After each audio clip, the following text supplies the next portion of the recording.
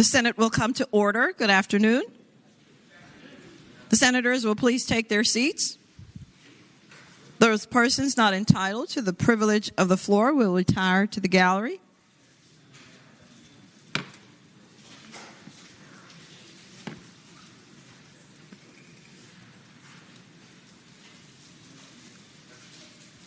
The senators and all in attendance, please stand and be led in prayer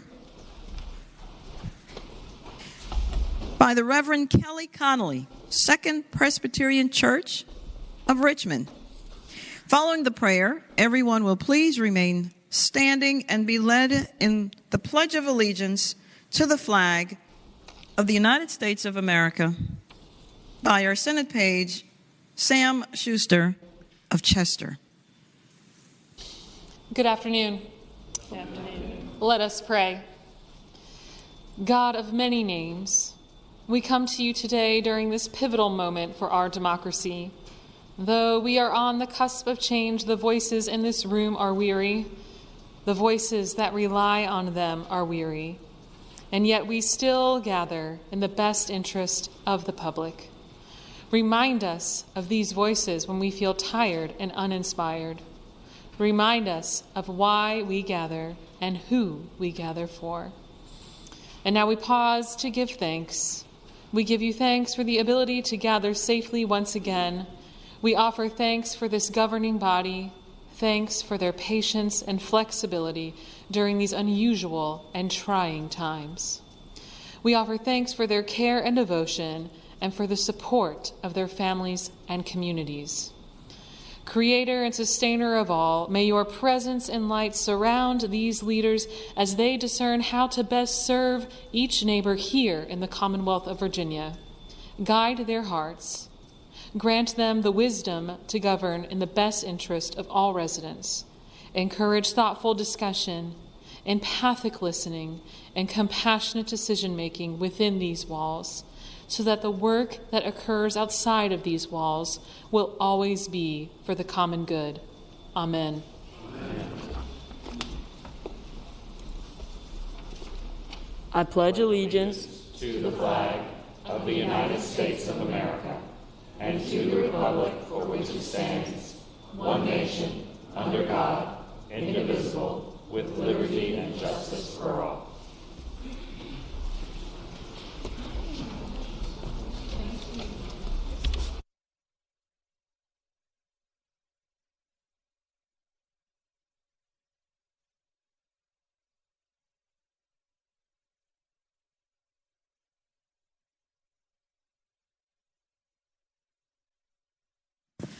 The clerk will call the roll. All in attendance, please vote aye.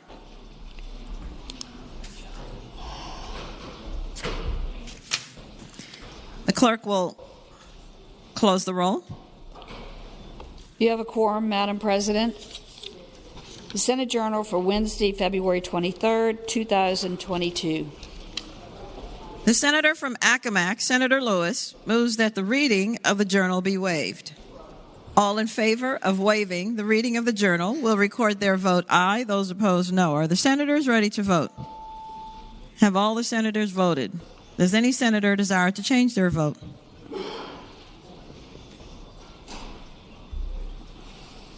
The clerk will close the roll. Ayes 34, noes 3. Ayes 34, noes 3. The reading of the journal is waived. The clerk will report any communications from the House of Delegates. The chair recognizes the senior senator from Fairfax, Senator Saslaw. Madam President, I move that we waive the reading of the communications from the House of Delegates.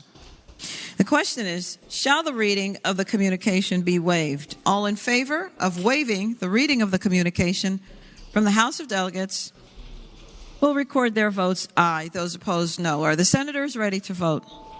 Have all the senators voted? Does any senator desire to change their vote? The clerk will close the roll. Ayes 36, noes 3. Rule 36-1. Ayes 36, noes 3. Rule 36-1. The reading of the communication is waived. The clerk will report any communications from the governor? We do not have any, Madam President. Now comes a time in the morning hour when we are given the opportunity to hear about our guests in the gallery. We thank you for coming, and what will happen is when you are called, please rise at that time, and we will hold our applause until after we've heard all about you. And so with that, I do now call on the senior senator from Richmond City, Senator McClellan. Thank you, Madam President. Rising for an announcement, I think, because unfortunately our guest could not stay. The senator has the floor. Thank you. Today's invocation was given by the Reverend Kelly Conley of Second Presbyterian Church here in the city of Richmond. Unfortunately, she could not stay with us, so I will spare you the introduction I prepared for her at this time, but do want to acknowledge her prayer, and I think it was very timely today. I thank the senator, and we thank Reverend Conley for her prayer. Chair recognizes the gentleman from Eastern Fairfax County, Senator Somerville. Thank you, Madam President. I rise for an introduction. The senator has the floor. Thank you, Madam President. Ladies and gentlemen of the Senate, joining us together, we have up in the gallery some folks from the Mount Vernon Lee Chamber of Commerce, and they're here with their on their leadership program. We have 2 Fairfax County police officers. We have manager Burke and Herbert Bank, which is one of our local banks, and then we also have Jim Carbalt, who runs the grill section of the Village Hardware. I'm just going to single him out a little bit. If anybody in Northern Virginia needs a grill,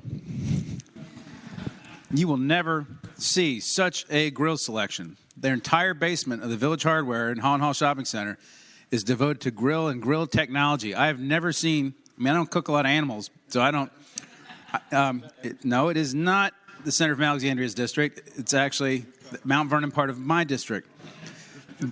But in any event, they got every kind of briquette, every kind of grilling thing. They got things you can grill a pizza in. They got those green egg things and smokers. And in any event, he's in charge of that section. So if you need a grill, he's your man. But Madam President, if you could give the leadership team from the Mount Vernon Lee Chamber of Commerce our warm welcome for myself and the senator who represents part of Mount Vernon, I would appreciate that. Thank you. Good afternoon to you. Apparently, our founding father was into barbecue. But we thank you so very much for your contributions to our economy, and we may have to see you for a grill, sir. Thank you very much. And senators, let us give them the warm welcome of their Senate.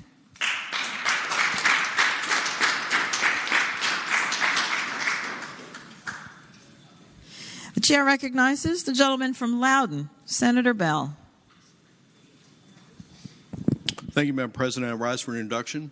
The senator has the floor. Thank you. I want to introduce Eric Sasek, who is visiting today. Eric is a teacher from Loudoun County.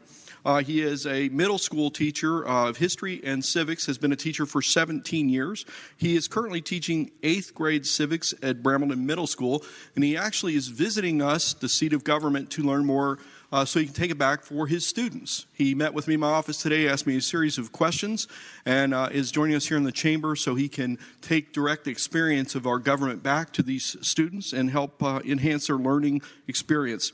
He previously served as the subject area lead teacher in the history department, and he's been recognized twice as a nominee for Loudoun County Teacher of the Year and served 4 years on the Teacher Advisory Council here in Richmond at the American Civil War Museum. Madam President, I ask that you please give Eric the warm welcome of the Senate. Good afternoon to you again, and thank you for coming. And we hope that you have an opportunity to bring your students here at some point so that they can see their Senate in action.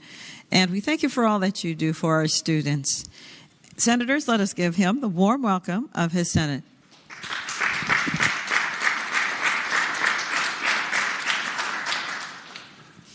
The chair recognizes the gentlelady from Hampton, Senator Locke. Thank you, Madam President. I rise for a request. The senator has the floor. With a great deal of trepidation, I ask for unanimous consent to introduce a bill. This is the first time I've ever done this. The bill would provide for the sale of surplus property from the Pocahontas building as part of the General Assembly's replacement project and the transfer of all proceeds from the sale to the Capitol Square Preservation Council. I know that everybody is wedded to their furniture in the Pocahontas building, but that furniture will be put up for sale. Thank you, Madam President. The question is, shall the Senate grant consent to introduce a bill relating to surplus property as well as transfer of proceeds of same of furniture from the Pocahontas building? All in favor of the motion will say aye. Those opposed, no. The consent of the Senate is grumbly granted to introduce your bill. Is there any other business to come before the Senate?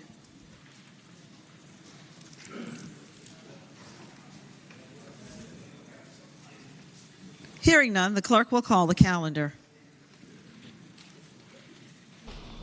For the grumblers, Senator Saslaw will let you know that there is office space available on Broad Street. Today, Thursday, February 24th, Senate calendar, unfinished business House. And we are awaiting House action on that. And the same with House Bill 936. We're awaiting House action on that. Uncontested calendar, House bills on third reading. Chair calls on the senior senator from Fairfax County, Senator Saslaw. Madam President, I move that all House bills on third reading on the uncontested calendar, that's pages 2 through 13, House Bill 141 through House Bill 1231, be advanced to their final passage in a block after the adoption of any amendments thereto, and any senator desiring to remove a bill from the block, please do so after the clerk has read the number of the bill. The question is, shall House bills on the uncontested calendar, third reading, pages 2 through 13, House Bill 141 through 1231, be placed upon their final passage in a block after the adoption of any amendments, with the understanding that any senator desiring a bill to be removed from the block will do so after the clerk has read the number of the bill? All in favor of the motion will say aye. Those opposed, no. The ayes have it. The motion is agreed to. The bills are now before us in the block. The clerk will read the number of the bills. House Bill 141, reported from the Committee on Finance and Appropriations. House Bill 180, reported from the Committee on Finance and Appropriations. House Bill 162, reported from the Committee on Commerce and Labor with amendment. Chair recognizes the gentleman, the senior senator from Fairfax County, Senator Saslaw. Madam President, I move adoption of the amendment. Question is, shall the committee amendment be adopted? Those in favor will say aye. Those opposed, no. The committee amendment is adopted. Madam President. Chair recognizes the gentleman from Roanoke County, Senator Suderline. Now that the amendment to House Bill 182 has been adopted, can that bill please come out of the block? Without objection, House Bill 182 on page 3 is out of the block. House Bill 186, reported from the Committee on Finance and Appropriations. House Bill 203, reported from the Committee on Commerce and Labor. House Bill 209, reported from the Committee on Commerce and Labor. House Bill 225, reported from the Committee on Commerce and Labor.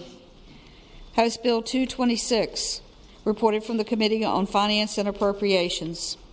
House Bill 266, reported from the Committee on Commerce and Labor. House Bill 268, reported from the Committee on Commerce and Labor.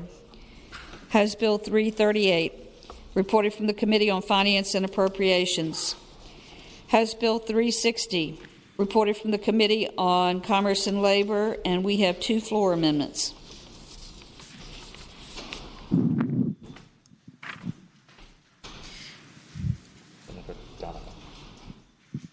The senator from Henrico, Senator Donovan. Thank you, Madam President. I move the floor amendments and speak to those amendments. Excuse me. Waive. Waive the reading of the floor amendments. Absolutely. The question is, shall the reading of the floor amendment be waived? Those in favor of waiving the reading of the floor amendment will say aye. Those opposed, no. The reading of the floor amendment is waived. Senator Donovan. Thank you, Madam President. I now move the amendments and speak to those amendments. Senator has the floor. Madam President, this is a bill that came out of the Senate and has been conformed to the amended state over in the House. It is the bill which works to increase transparency of health insurance provisions in a doctor's office so that a patient, for instance, and a doctor would know exactly how much their medication would cost. And there's some IT connections that we have to develop. It will also allow for prior auth to happen from one universal process that will be electronic, but the Bureau of Insurance has to figure out how to do that. And, Madam President, the amendment that you see before you really just modifies the enactment clause to make it more clear for the Bureau of Insurance what they needed to do and to add the Virginia Pharmacists Association to the work group. With that, Madam President, I hope that we will move the amendment. The question is, shall the floor amendment be adopted? Those in favor will say aye. Those opposed, no. The floor amendment is adopted. House Bill 368, reported from the Committee on Finance and Appropriations. House Bill 414, reported from the Committee on Commerce and Labor. House Bill 421, reported from the Committee on Commerce and Labor with a substitute. Chair recognizes the senior senator from Fairfax County, Senator Saslaw. Madam President, I move adoption of the amendment, the substitute.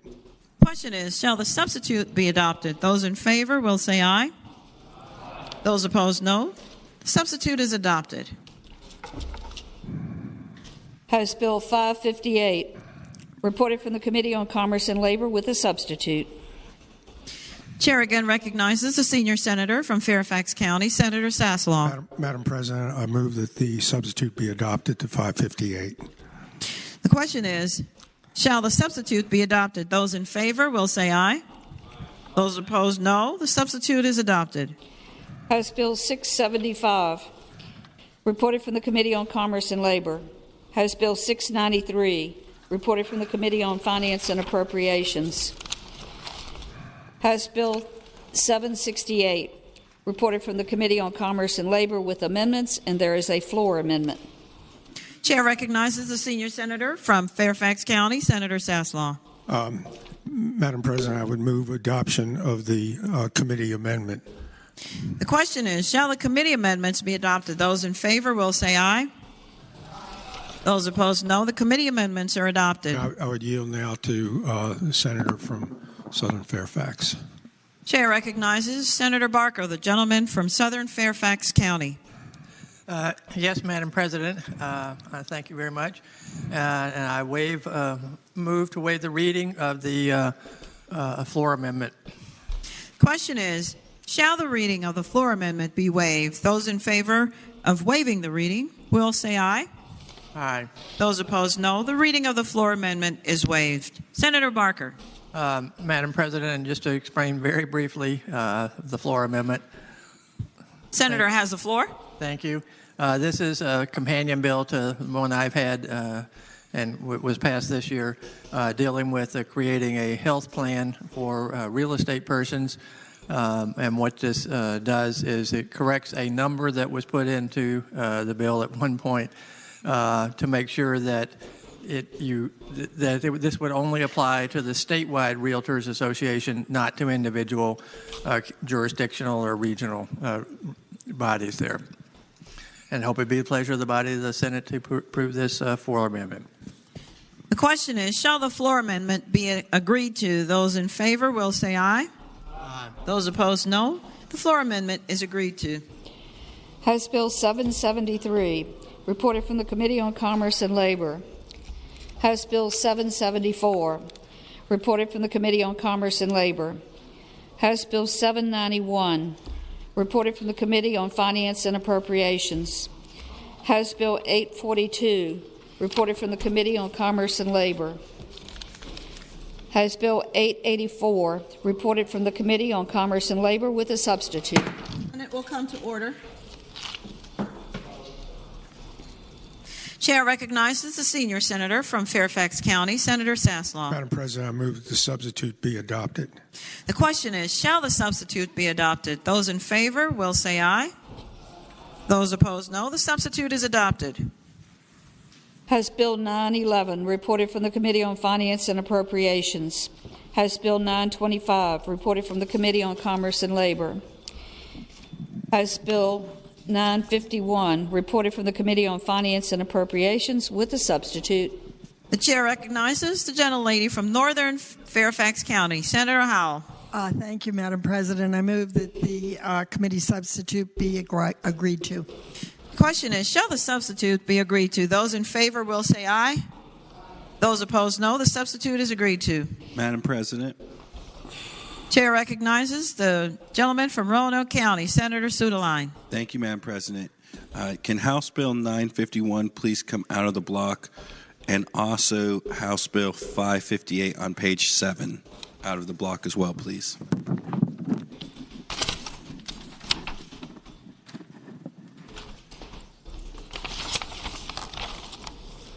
On page 7, sir, what was that number? Madam President, House Bill 558 on page 7. Without objection, House Bill 558 on page 7. And House Bill 951 on page 11. Thank you, Madam President. Comes out of the block. House Bill 1010, reported from the Committee on Finance and Appropriations. House Bill 1076, reported from the Committee on Finance and Appropriations. House Bill 1081, reported from the Committee on Commerce and Labor. House Bill 1087, reported from the Committee on Finance and Appropriations with a substitute. Chair recognizes the gentlelady from Northern Fairfax County, Senator Howell. Thank you. I move that the substitute be agreed to. The question is, shall the substitute be agreed to? Those in favor will say aye. Those opposed, no. The substitute is agreed to. House Bill 1153, reported from the Committee on Commerce and Labor. House Bill 1156, reported from the Committee on Commerce and Labor with amendments. Chair recognizes the senior senator from Fairfax County, Senator Saslaw. Move the adoption of the amendment. Question is, shall the committee amendments be agreed to? Those in favor will say aye. Those opposed, no. Committee amendments are agreed to.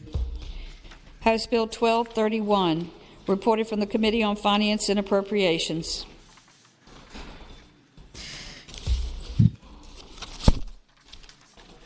The question is, shall the House bills pass en bloc? That is, all House bills except for House Bill 182 on page 3, House Bill 558 on page 7, and House Bill 951 on page 11. All in favor of the motion will record their votes aye. Those opposed, no. Are the senators ready to vote? Have all the senators voted? Does any senator desire to change their vote? The clerk will close the roll. Ayes 40, no 0. Ayes 40, no 0. The bills in the block pass. Returning to page 3, House Bill 182. Chair recognizes the senior senator from Fairfax County, Senator Saslaw. Madam President, I move the passage of House Bill 182. And essentially what it does is it gives additional discretion. Senator has the floor. Thank you. It's similar to Senator Lewis's bill that passed here 38-1, and it just gives more discretion in the rate-making process to the SCC concerning water and sewage utilities companies and rate-making. And with that, I'd move the passage. The question is, shall the bill pass? Those in favor of passage will record their votes aye. Those opposed, no. Are the senators ready to vote? Have all the senators voted? Does any senator desire to change their vote? The clerk will close the roll. Ayes 39, noes 1. Ayes 39, noes 1. The bill passes. On page 7, House Bill 558. Chair recognizes the senior senator from Fairfax County, Senator Saslaw.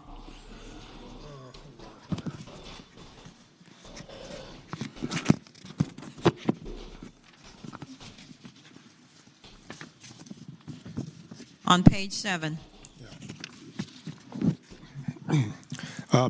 That is very similar to Senate Bill 565 that passed here 35-5. And what it does is it adds a DEQ work group that was in Senator Surville's bill and adds a few technical amendments to that. And it decreases the minimum non-forfeiture amount of interest rate from 1% down to 0.15.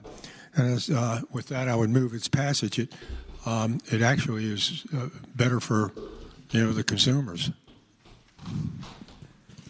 The question is, shall the bill pass? Those in favor of passage will record their votes aye. Those opposed, no. Are the senators ready to vote?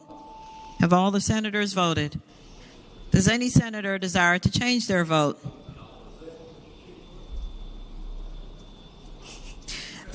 The clerk will close the roll.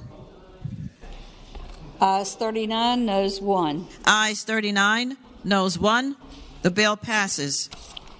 On page 11, House Bill 951. Chair recognizes the gentlelady from Northern Fairfax County, Senator Howell.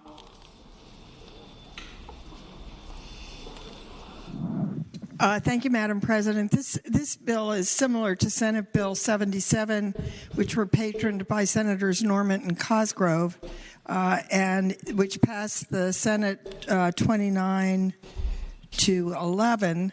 The bill would allow any county with a population of 50,000 or less to conduct real estate assessments every 3 years. The question is, shall the bill pass? Those in favor of passage will record their votes aye. Those opposed, no. Are the senators ready to vote? Have all the senators voted? Does any senator desire to change their vote? The clerk will close the roll. Ayes 33, noes 7. Ayes 33, noes 7. The bill passes. Regular calendar House bills on third reading. House Bill 377, Charitable Institutions and Associations, Local Appropriations to Faith-Based Organizations. Reported from the Committee on Local Government, and we have one floor amendment. For what purpose does the senior senator from Fairfax County rise? Madam President. The gentleman from Prince William, Senator McPike. Thank you, Madam President. I move to waive the reading of the floor amendment. The question is, shall the reading of the floor amendment be waived? Those in favor of waiving the reading will say aye. Aye. Those opposed, no. The reading is waived. Senator McPike. Thank you, Madam President. I move that the floor amendment be adopted. And speaking to the motion. The senator has the floor. Thank you, Madam President. This came out of committee with some level of discussion. This was a similar companion bill to the senator from Fauquier that had introduced. The questions were revolving around ensuring there was a little bit more parameters around the authorization of use of funds for religious. This amendment seeks, in collaboration with both ACLU as well as Loudoun County, have worked through some of the language. So we've worked through, this is now acceptable to Loudoun County in terms of clarifying what they needed, in terms of clarity in the code, in terms of being able to afford opportunities to religious organizations to participate in different grant programs. So with that, Madam President, I know we've collaborated with several others here and asked that the amendment be adopted. The question is, shall the floor amendment be agreed to? Those in favor will say aye. Aye. Those opposed, no. The floor amendment is agreed to. The Gentleman from Accomack, Senator Lewis. Madam Chair, I move that the amended bill now pass. And speaking to that motion, The senator has the floor. Madam Chair, I believe that the gentleman from Prince William, in the process of putting forward his amendment, has pretty much explained what the bill does, and therefore I would just move that the bill pass.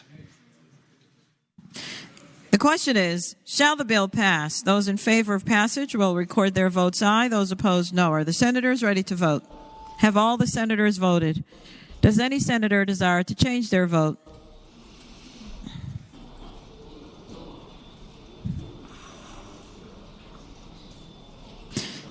The clerk will close the roll. Ayes 33, noes 6. Ayes 33, no 6. The bill passes. House Bill 1130, law enforcement officers, retired, sworn, purchase of service handguns or other weapons. Chair reported from the Committee on the Judiciary. Chair recognizes the gentleman from Roanoke City, Senator Edwards. Madam President, I yield to the senator from Fairfax City who had a similar or identical bill. Chair recognizes the senator from Fairfax City, Senator Peterson. Thank you, Madam President. Ladies and gentlemen of the Senate, this bill is identical to a bill we passed unanimously that simply says that sworn law enforcement officers can purchase their service weapon for $1 after retirement.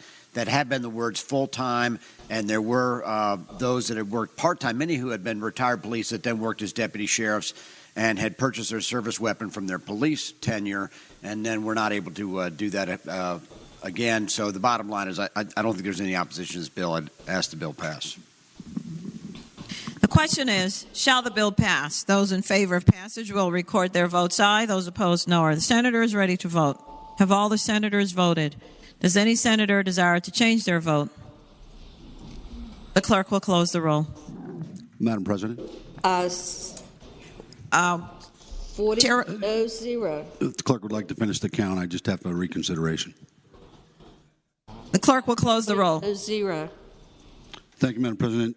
Having voted on the prevailing side, in which we just recently passed 2 bills ago, House Bill 377, I ask that that bill be reconsidered. What page is that, sir? 13. Page 13, Madam President. Without objection. The question is, shall House Bill 377, the vote by which it passed, be reconsidered? Those in favor of the motion will record their votes aye. Those opposed, no. Are the senators ready to vote? Have all the senators voted? Does any senator desire to change their vote? The clerk will close the roll. Ayes 40, no 0. Ayes 40, no 0. The motion is reconsidered. Gentleman from Accomack, Senator Lewis. Madam President, move the bill pass. And speaking to the motion, the senator has the floor. Madam President, having previously explained House Bill 377, I renew my motion that the bill pass. The question is, shall the bill pass? Those in favor of passage will record their votes aye. Those opposed, no. Are the senators ready to vote? Have all the senators voted? Does any senator desire to change their vote? The clerk will close the roll. Ayes 36, noes 4. Ayes 36, noes 4. The bill passes. House Bill 45, Health Carriers Licensed Athletic Trainers. Reported from the Committee on Commerce and Labor with amendments. Chair recognizes the senior senator from Fairfax County, Senator Saslaw. I would move adoption of the amendment, Madam President, to House Bill 45. The question is, shall the committee amendments be agreed to? Those in favor of the motion will say aye. Those opposed, no. The committee amendments are agreed to. Senator Saslaw. Madam President, this is House Bill 45 by Delegate Ware is very similar to Senator Barker's 525, which passed here 38-1. And what it does is the bill adds the ability, an athletic trainer can be reimbursed even if he performs the service in an office environment as opposed to in a more healthcare type setup. That's essentially it. Just requires the insurers and the health services plan whose policies or contracts cover the services that may be legally performed by a licensed athletic trainer to provide equal coverage for such services when rendered by an athletic trainer. So that's the meat of the bill, and with that I would move its passage. The question is, shall the bill pass? Those in favor of passage will record their votes aye. Those opposed, no. Are the senators ready to vote? Have all the senators voted? Does any senator desire to change their vote? The clerk will close the roll. Ayes 39, noes 1. Ayes 39, noes 1. The bill passes. House Bill 654, Go Virginia Grants Certain, Repeal Sunset Provision. Reported from the Committee on Finance and Appropriations with a substitute. Chair recognizes the gentlelady from Northern Fairfax County, Senator Howell. I move that the substitute be agreed to. Question is, shall the substitute be agreed to? Those in favor of the motion will say aye. Those opposed, no. The substitute is agreed to. Senator Howell. What Senate Bill 654 does is extend by 1 year. The senator has the floor. Thank you. The sunset provision on the Go Virginia grant provisions that would allow tobacco revitalization funds to be used as a match for Go Virginia requirements.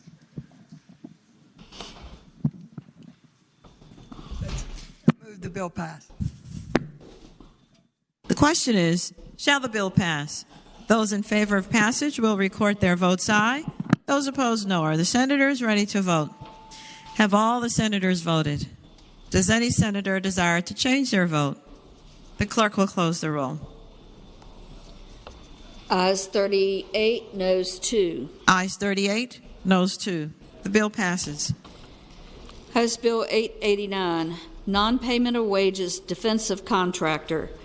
Reported from the Committee on Commerce and Labor with a substitute. Chair recognizes the senior senator from Fairfax County, Senator Saslaw. Madam President, I would move adoption to the substitute. And essentially what that does is that substitute conforms. We'll just, sir, we have to move the substitute first, and then you'll explain. The question is, shall the substitute be agreed to? Those in favor will say aye. Those opposed, no. The substitute is agreed to. Senator Saslaw. Just simply, again, the substitute, what it does is it conforms Delegate Kilgore's bill to Senate Bill 538. That was Senator Peake's bill that passed here 37-3. And it deals with the non-payment of wages of a defense contractor. And essentially what it's saying is that if the contractor had in writing from his subs and that they had that he, the subcontractor, and other subs, they had a written statement that they had paid all the wages. That essentially makes that a valid defense. And as I said, it makes the bill, I think, identical now to Senator Peake's bill. And I would move its passage. Chair recognizes the gentleman from Lynchburg, Senator Peake. After we adopt the substitution, I'd ask that the bill go by for the day. It has been adopted, sir, and so now the bill goes by for the day. That's fine. House Bill 1042, Workers' Compensation Limitation upon Filing a Claim. Reported from the Committee on Commerce and Labor. Chair again calls on the senior senator from Fairfax County, Senator Saslaw. Madam President, this is essentially, this bill is identical to the one chair that has, I had. the senator has the floor. All right, I would move it. We didn't have an amendment to it. The Delegate Brewer's bill 1042 is identical to the bill that I had, Senate Bill 562, and it was the one with the cancer presumption bill that essentially said that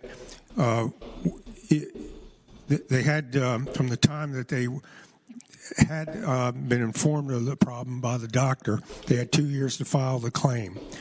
in the event that they didn't visit a doctor and it didn't show up till later on, it essentially, they can go back 10 years to when the last hazardous event occurred, to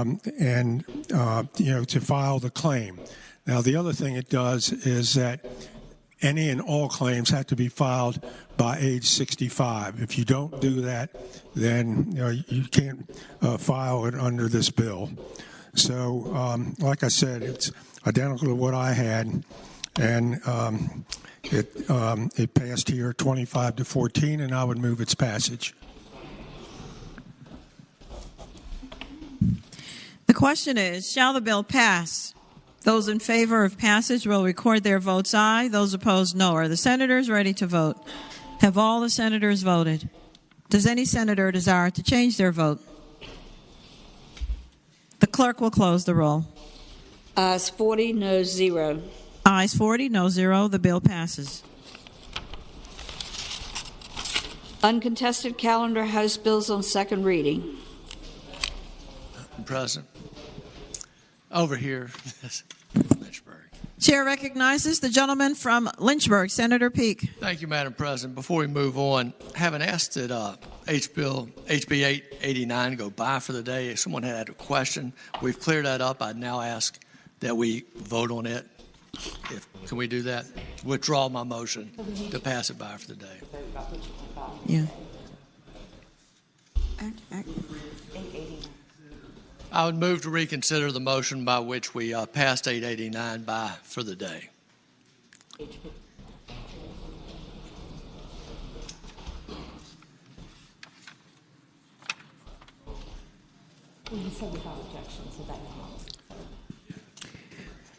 All right. What we will do is reconsider the motion by which House Bill 889 on page 15 went by for the day.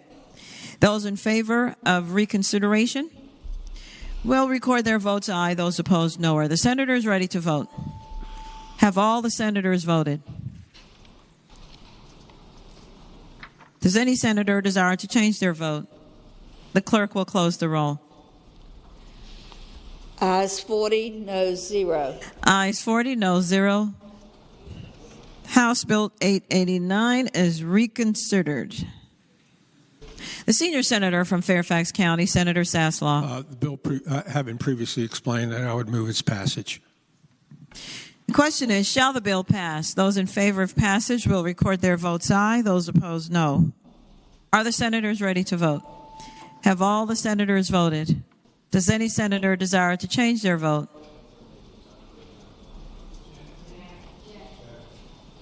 The clerk will close the roll. Ayes 38, noes 2. Ayes 38, noes 2. The bill passes. Uncontested calendar, House bills on second reading.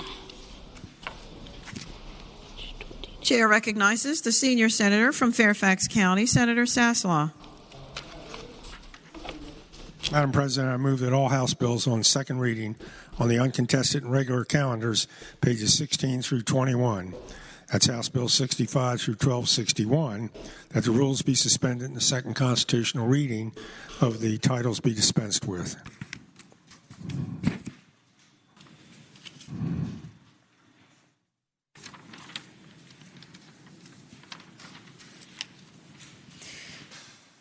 There are 19 bills in this section. The question is, shall the rules be suspended and the second reading of the titles of House bills on the uncontested and regular calendars, pages 16 through 21, House Bill 65 through 1261, be dispensed with? All in favor of the motion will record their votes aye. Those opposed, no. Are the senators ready to vote? Have all the senators voted? Does any senator desire to change their vote?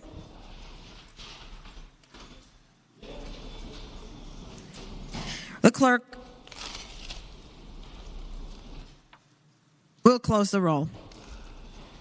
Ayes 40, no 0. Ayes 40, no 0. The reading of the titles is dispensed with. The senior senator from Fairfax County, Senator Saslaw.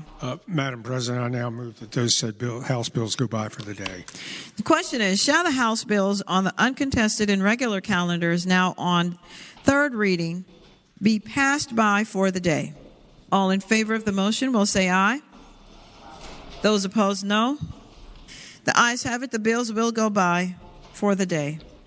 Uncontested calendar Senate bills on second reading. Senate Bill 29, Budget Bill. The chair recognizes the gentlelady from Northern Fairfax County, Senator Howell. Thank you, Madam President. I ask that this bill be passed by temporarily. House Bill 29 and 30? Yes, Madam President. Senate Bills 29 and 30. Without objection, Senate Bills 29 and 30 go by for the day. Temporarily. Temporarily.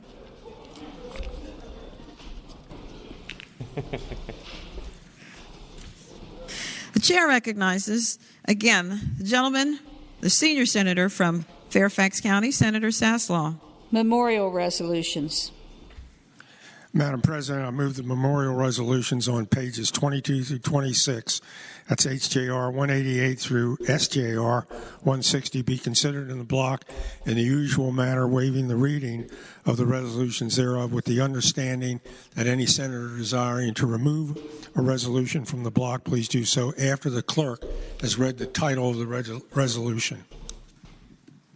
The question is, shall the memorial resolutions on pages 22 through 26, House Joint Resolution 188 through Senate Joint Resolution 160, be considered in the block in the usual manner, waiving the reading of the resolutions thereof, with the understanding that any senator desiring a resolution removed from the block will do so after the clerk has read the title of the resolution. All in favor of the motion will say aye. Those opposed, no. I believe the ayes have it. The motion is agreed to. The resolutions are before us in the block. The clerk will read the titles of the memorial resolutions. House Joint Resolution 188, celebrating the life of John Richard Gonzalez. House Joint Resolution 189, celebrating the life of Bertram Donald Aaron. House Joint Resolution 204, celebrating the life of Master-at-Arms Chief Petty Officer Victor Wayne Stewart, United States Navy, retired. House Joint Resolution 215, celebrating the life of Carl Ray Snodgrass. House Joint Resolution 217, celebrating the life of Joyce Evelyn Drumgold Bland. House Joint Resolution 219, celebrating the life of Senior Master Sergeant James Thomas Reynolds, Sr., United States Air Force, retired. House Joint Resolution 220, celebrating the life of Lorraine Paula Austin. House Joint Resolution 223, celebrating the life of the Reverend Laverne McCain Gill. House Joint Resolution 227, celebrating the life of Mario Wells. House Joint Resolution 243, celebrating the life of Judith Ann McKiernan. Senate Joint Resolution 124, celebrating the life of Carol Ann Miskowski. Senate Joint Resolution 125, celebrating the life of Fred Ellsworth Eberly. Senate Joint Resolution 126, celebrating the life of Gloria Ann Smith Stickley. Senate Joint Resolution 127, celebrating the life of Carlisle Whitelow. Senate Joint Resolution 128, celebrating the life of Michael Eugene Ruckman, Jr. Senate Joint Resolution 131, celebrating the life of J. Kenneth Kling. Senate Joint Resolution 132, celebrating the life of the Honorable Richard Allen Claybrook, Jr. Senate Joint Resolution 133, celebrating the life of Warren Ballinger French, Jr. Senate Joint Resolution 135, celebrating the life of Floyd D. Gottwall. Senate Joint Resolution 137, celebrating the life of the Honorable Helen Marie Taylor. Senate Joint Resolution 139, celebrating the life of Gary Clark Campbell. Senate Joint Resolution 144, celebrating the life of the Reverend Jean Marie Pupke. Senate Joint Resolution 146, celebrating the life of Ernest Linwood Wright III. Senate Joint Resolution 147, celebrating the life of William Quentin Overton, Sr. Senate Joint Resolution 149, celebrating the life of Mark E. Skiles. Senate Joint Resolution 152, celebrating the life of John Elwood Painter. Senate Joint Resolution 153, celebrating the life of Vashon A. Jefferson. Senate Joint Resolution 154, celebrating the life of Stacy White Thomas. Senate Joint Resolution 156, celebrating the life of Maury B. Brickhouse. Senate Joint Resolution 157, celebrating the life of Eddie Harrell Hodges. Madam President. The chair recognizes the senior senator from Chesapeake, Senator Cosgrove. Thank you, Madam President. Could SJR 156 and SJR 157 come out of the block and buy for the day? Without question, Senate Joint Resolutions 156 and 157 are out of the block on buy for the day. Senate Joint Resolution 158, celebrating the life of John J. Rice. Senate Joint Resolution 159, celebrating the life of Naval Air Crewman Second Class James B. Bariak, United States Navy. Madam President. Chair recognizes the gentleman from Roanoke County, Senator Sudeline. Joint Resolution 159, please come out of the block and buy for the day. Without objection, Senate Joint Resolution 159 is out of the block and buy for the day. Senate Joint Resolution 160, celebrating the life of Lieutenant Paul R. Fridley, United States Navy. Madam President. Chair recognizes the senior senator from Virginia Beach, Senator DeStaff. Can Senate Joint Resolution number 160 go by for the day? I'm sorry, come out of the block and go by for the day. Thank you. Without objection, Senate Bill 160 is out of the block and buy for the day.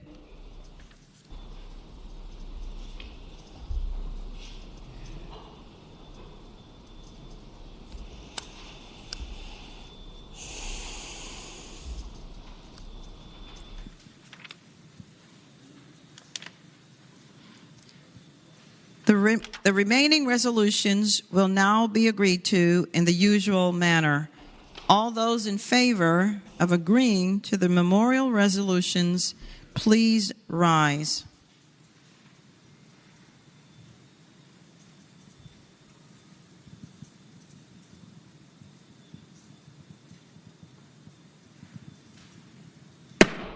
The resolutions are agreed to. Commending resolutions. Chair recognizes the senior senator from Fairfax County, Senator Saslaw. Madam President, I move that the commending resolutions on pages 26 through 31, that's HJR 176 through SR 22, be considered in a block by voice vote, waiving the reading of the resolutions with the understanding that any senator desiring to remove a resolution from the block, please do so after the clerk has read the number of the resolution. The question is, shall the commending resolutions on pages 26 through 31, House Joint Resolution 176 through Senate Resolution 22, be considered in the block by voice vote, waiving the reading of the resolutions with the understanding that any senator desiring a resolution removed from the block will do so after the clerk has read the number of the resolution. All in favor of the motion will say aye. Those opposed, no. The ayes have it. The motion is agreed to. The resolutions are before us in the block. The clerk will now read the numbers of the resolutions.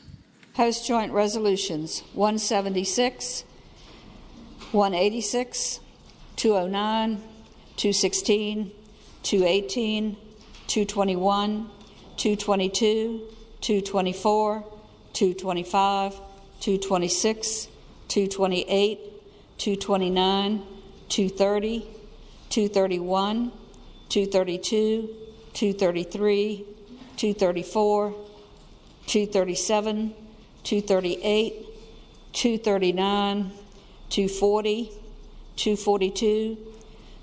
Senate Joint Resolutions 104. Madam President.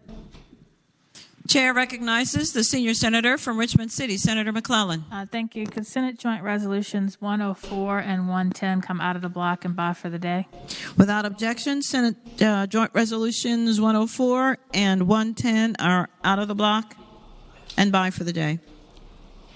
120, 129, 130, 136, 138, 140, 141, 142, 143, 145, 148, 150, 151, 155, 161, Senate Resolution 22.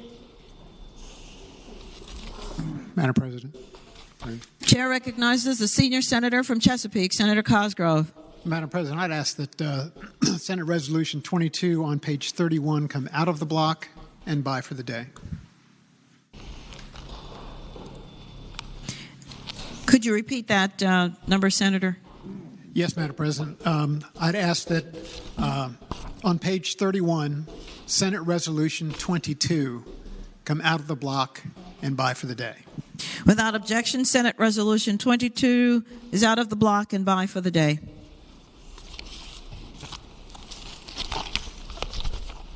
The question is, shall the remaining resolutions be agreed to? All in favor of agreeing to the resolutions will say aye. Aye. Those opposed, no. The resolutions are agreed to.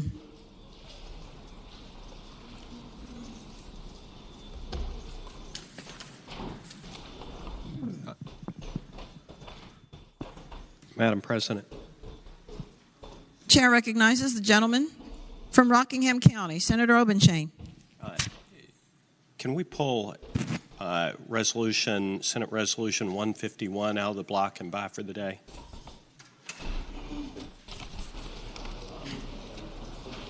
I believe we'd have to undo all of what we just did. I'll withdraw that. Late text reminding me. I thank the senator. Chair recognizes the senior senator from Fairfax County, Senator Saslaw. Madam President, I require the clerk as I complete this part of the calendar. Yes, sir. Okay.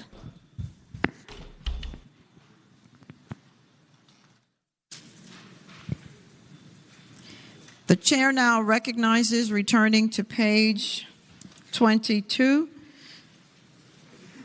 the gentlelady from Northern Fairfax County, Senator Howell. Thank you, Madam President. Madam President, I move that we suspend the rules and grant the privileges of the floor to members of the Senate Finance and Appropriations Committee staff. The question is, shall the rules be suspended and the privileges of the floor granted to a distinguished people? All in favor of the motion will record their votes aye. Those opposed, no. Are the senators ready to vote? Have all the senators voted? Does any senator desire to change their vote? The clerk will close the roll. Ayes 40, no 0. Ayes 40, no 0. The motion is granted. The rules are suspended. The privileges of the floor are granted. Chair again recognizes the senator from Northern Fairfax County, Senator Howell. Thank you, Madam President. I would like to explain to the members of the Senate the procedure that we'll be following today. It's the same procedure we've done as in the last couple years, but just to refresh your memory. The clerk will read the list of items taken out of the block. We will then vote on the uncontested committee amendments that are in the block. Then we will return to the committee amendments taken out of the block and take them up in order. And then we will take up any floor amendments. And just so you know, Senate Finance staff is here on the floor so they can answer any questions you may have. And so, Madam Clerk, if you could read the title of the bills.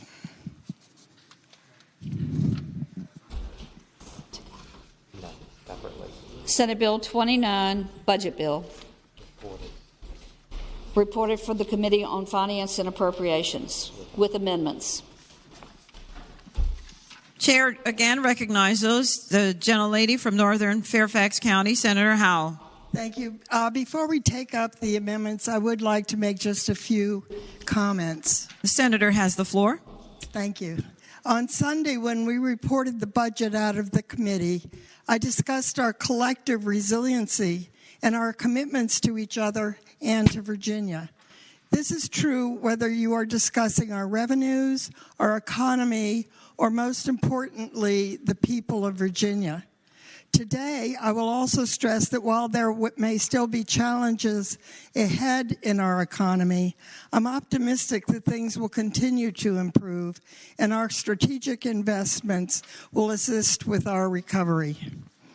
On Sunday, I also reflected on promises kept, especially the promise that when revenues returned from the declines of the Great Recession, that we would restore items that had been lost.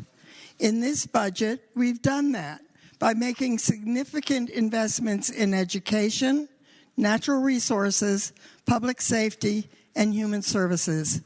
We are also chipping away at the funding cap on support positions for K-12 education over both years of the biennium, embracing increased teacher and state employee pay, and adding to those compensation increases a one-time bonus for teachers and state employees. The committee also maintained and added to role-specific compensation increases for public safety officers to address recruitment and retention challenges, and provided a historic increase in 599 funding for local police departments. Other funded high-priority commitments include increasing provider rates to ensure health care access for our most vulnerable Virginians, making historic investments in water quality and land preservation, and providing unprecedented state park support.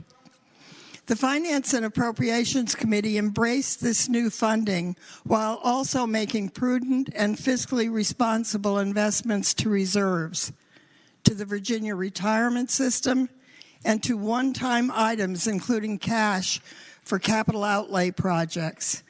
These investments have been supported in the usual bipartisan fashion of the committee, and they will serve us well if there are any further economic disruptions in the next biennium. I do also want to clearly state for the members of the Senate that the committee amendments between Senate Bill 29 and Senate Bill 30 account for more than $2.5 billion in general fund revenue that has been dedicated to various tax policy bills, including the elimination of the state tax on food and personal hygiene products, a tax rebate, an income tax subtraction for military retiree benefits, and the refundable earned income tax credit. This is a balanced budget in many ways. It is structurally balanced to maintain future flexibility and liquidity, and it is balanced between striking the right amount of spending on restored or new services for the citizens of the Commonwealth and tax relief for those same individuals and businesses. I'm proud of the efforts of the committee members to produce this budget. I am extremely grateful for the hard work of our very talented staff, and I hope it would be the pleasure of the body to adopt the amendments.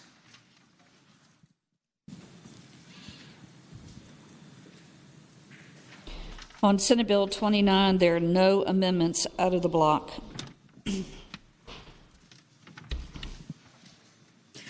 The question is, Chair recognizes the gentleman from Hanover, Senator McDougall. Thank you, Madam President. Rise for point of order. The gentleman may state. Is there not a floor amendment to Senate Bill 29? There are actually 3. I was getting there. Okay. We do those after the committee amendments. Oh, thank you. The question is, shall the uncontested committee amendments be agreed to? Those in favor will say aye. Aye. Those opposed, no. The ayes have it. The committee amendments that are uncontested are agreed to. On Senate Bill 29, we have 3 floor amendments. The first is by Senator McDougall. Chair recognizes Senator McDougall, the gentleman from Hanover. Thank you, Madam President. Madam President, I move that we waive the reading of the floor amendment. The question is, shall the reading of the floor amendment be waived? Those in favor of waiving the reading will say aye. Those opposed, no. The ayes have it. The reading of the floor amendment is waived. Senator McDougall. Thank you, Madam President. Madam President, I move the floor amendment be agreed to. And speaking to the motion. The senator has the floor. Thank you, Madam President. Madam President, I'll be brief. This floor amendment is a language-only amendment and does only one thing, and that repeals the regulations that were placed by the Department of Labor and Industry for the safety and health codes on business during the COVID pandemic. Madam President, as the body may be aware, those regulations were voted on by the board to be repealed on February 16th, but that process takes some time.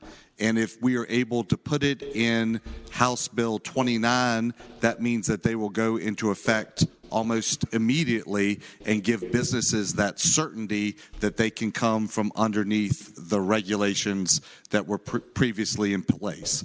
Madam President, I hope with that explanation, it'll be the pleasure of the body to accept the floor amendment. The chair recognizes the gentleman from Fairfax City, Senator Peterson. Thank you, Madam President. Ladies and gentlemen of the Senate, speak to the floor amendment. The senator has the floor. I'd like to add my affirmation to this floor amendment, which really should get all 40 of our votes. The regs have already been repealed, but unfortunately, due to the vagaries of the Administrative Process Act, it could be hung up for weeks, if not months. And meanwhile, our businesses are kind of in this no man's land or no woman's land, depending on who owns the business. So I think we all agree that the super regs are no longer necessary. We still have OSHA regs, of course, but this would just give certainty to our business community. Thank you. Chair recognizes the gentleman from Franklin County, Senator Stanley.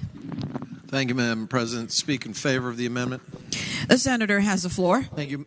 Madam President, members of the chamber, I want to reiterate my support for this amendment. I want to do so by way of an example of one of my clients. A farm in the area of the senator from Spotsylvania, a family farm that ran an outdoor marketplace during the summer, and their children worked in that outdoor marketplace. They had separated as much as they possibly could, but they were in the middle of a 108-degree heat index one week. And they were going from inside to outside carrying large amounts, heavy poundage of produce. And those children were getting dizzy, were starting to pass out, were getting sick. So they took down their masks when they were not near customers when they brought in the produce, so in order to get enough oxygen to keep doing their job. Department of Labor and Industry came in, cited them, said they were serious citations, and fined this family farm over $28,000 for something like that because of this regulation. That was a family farm that could not afford that fine, did not deserve that fine, had done everything they possibly could to social distance, make sure their customers were safe. And in fact, these weren't workers, these were family members that were even quarantined and sequestered together. These kind of things are just not needed. And quite frankly, now we should move forward so that those businesses like Miller Farms don't have to worry about the government coming in and fining them unnecessarily for something that really is unnecessary right now itself. Thank you, Madam President. Chair recognizes the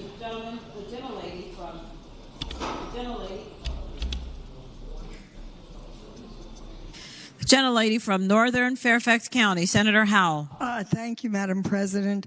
I'd like to add my voice to those supporting this amendment. Senator has the floor. It's the only one that I will be supporting, but I think this one is timely and will help Virginians. So I would ask that everyone support it. Thank you. Chair recognizes the gentleman from Spotsylvania, Senator Reeves. Thank you, Madam President. First, I'd like to thank the gentleman from Franklin.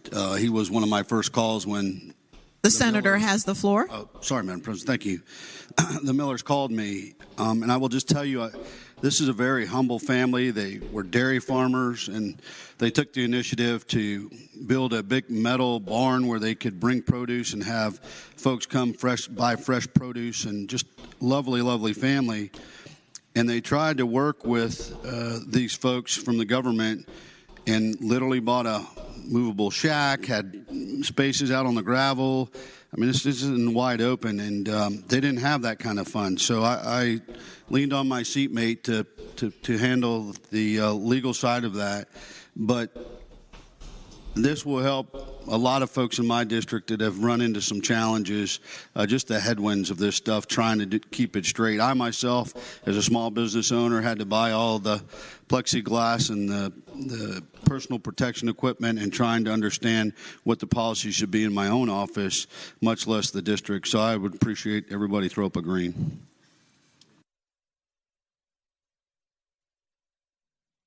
The question is, shall the floor amendment be agreed to? Those in favor will say aye. Aye. Those opposed, no. The floor amendment is agreed to.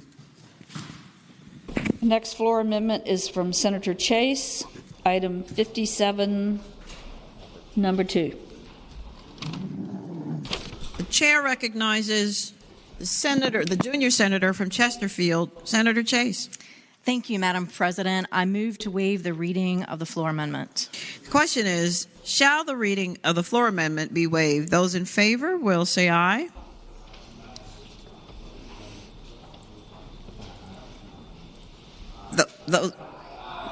Those opposed, no.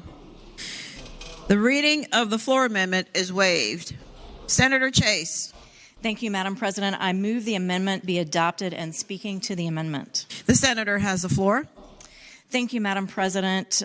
This floor amendment provides $1 million to the general fund in fiscal year 2022 for the Office of the Attorney General to perform election integrity investigations.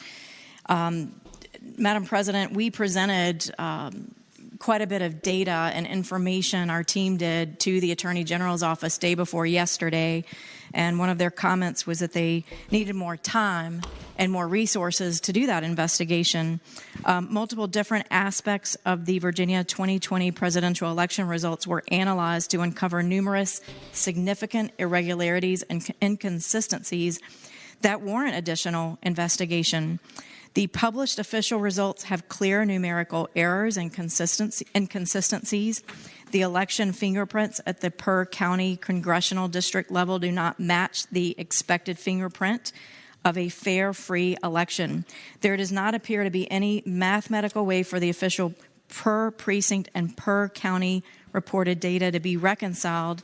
All analysis were performed on officially released election results from the Virginia Department of Elections, and I would ask that the floor amendment be adopted so that we can allow the Attorney General to do the proper investigation.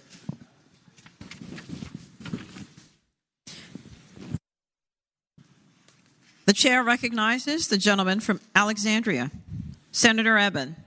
Thank you. Speaking against the amendment. The senator has the floor.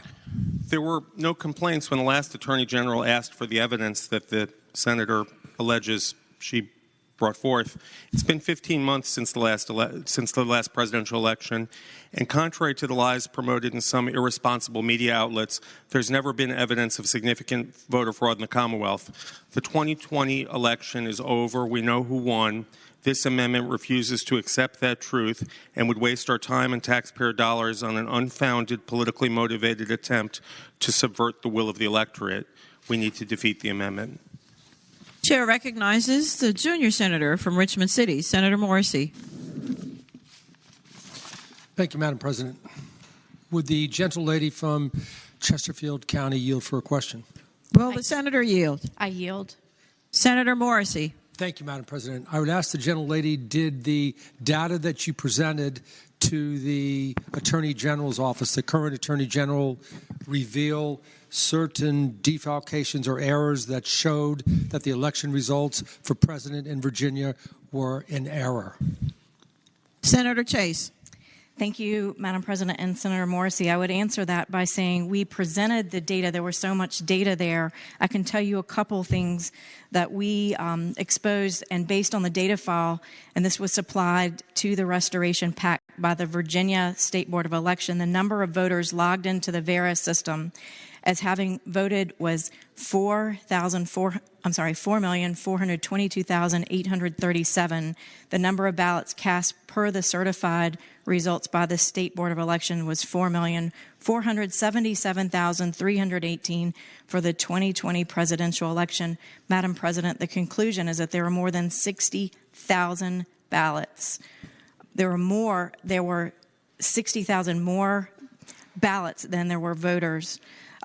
Also, one of the things that we exposed, that there were 932,000 voters statewide that are coded as active voters in Veris, but have not voted in 5 or more years. These voters are, for some reason, not being made inactive by the State Board of Election, to avoid possibly having them removed. And additionally, packet captures identified 367,990 votes flipped for Joe Biden in Virginia based on the data obtained.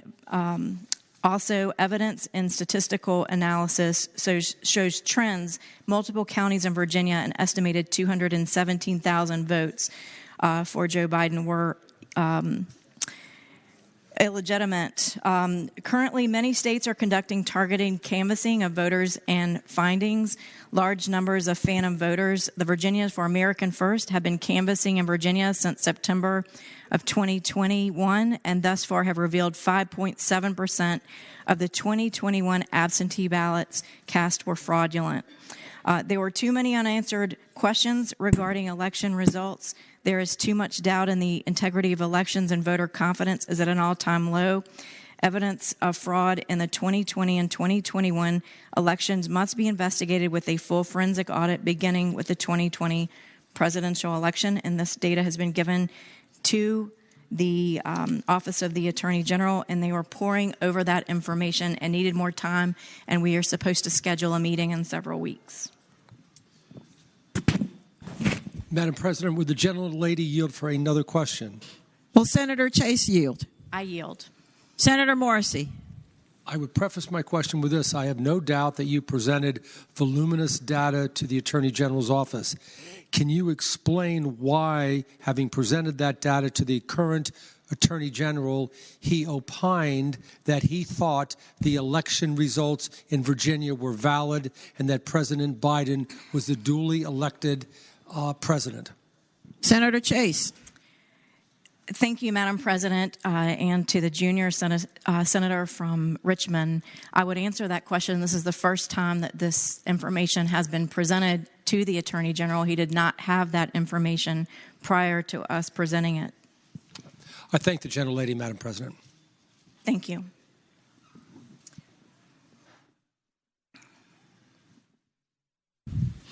The question is, shall the floor amendment be accepted Those in favor of accepting the floor amendment will say aye. Aye. Those opposed, no. The floor amendment is rejected. Can we do a recorded vote on that, please? 8 hands. The next amendment is also from Senator Chase. Item 86, number 1. Chair recognizes the junior senator from Chesterfield, Senator Chase. Thank you, Madam President. I move to waive the reading of the floor amendment. The question is, shall the reading of the floor amendment be waived? Those in favor of waiving the reading will say aye. Those opposed, no. The reading of the floor amendment is waived. Senator Chase. Thank you, Madam President. I move the amendment be adopted and speaking to the amendment. The senator has the floor. Thank you, Madam President. This floor amendment includes in the appropriation for this item $3 million each year for the general fund for the Office of the Attorney General to conduct election integrity investigations. Provides $3 million in the general fund for 22 full-time positions each year for the Office of the Attorney General to perform election integrity investigations. And I will use the explanation that I used for the last amendment, and I ask the floor amendment be adopted. The question is, shall the floor amendment be adopted? Those in favor of adopting the floor amendment will say aye. Those opposed, no. No. The floor amendment is rejected.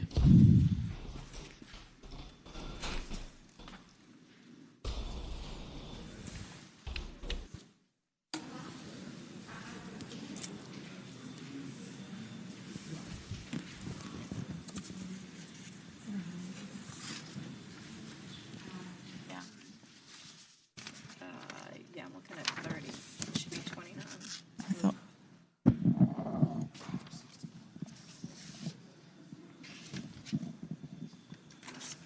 Chair again recognizes the senator from Northern Fairfax County, Senator Howell. Thank you. Senator Howell. Thank you, Madam President. Senator Howell. Thank you, Madam President. I move the constitutional reading be dispensed with.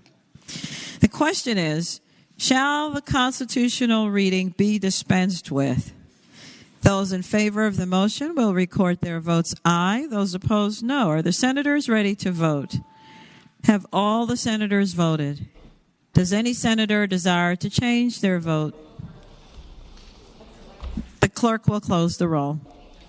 Ayes 40, noes 0. Ayes 40, no 0. The constitutional reading is dispensed with. Senator Howell. Thank you, Madam President. I move that Senate Bill 29 pass. Would you like to speak again, Senator? No, thank you. The question is, Chair recognizes the gentleman from Prince William, Senator McPike. Thank you, Madam President. I guess parliamentary inquiry would now be the time to note abstentions, Madam Clerk. Thank you. Yes, sir. Thank you, Madam President. Madam President, I'm abstaining pursuant to Rule 36 on item 147-2 on Senate Bill 29, but I'm voting on the bill as a whole. That is so noted, Senator. The senior senator from Richmond City, Senator McClellan. Thank you, Madam President. I am abstaining pursuant to Rule 36 on item 114, but voting on SB 29 as a whole. The record will so state. Chair recognizes the senator from Roanoke City, Senator Edwards. Yeah, Madam President, I would like to note that I am abstaining pursuant to Rule 36 on item 266 of Senate Bill 29, but voting on the rest of Senate Bill 29 as a whole. It will so state, Senator. The senator from Fairfax City, Senator Peterson.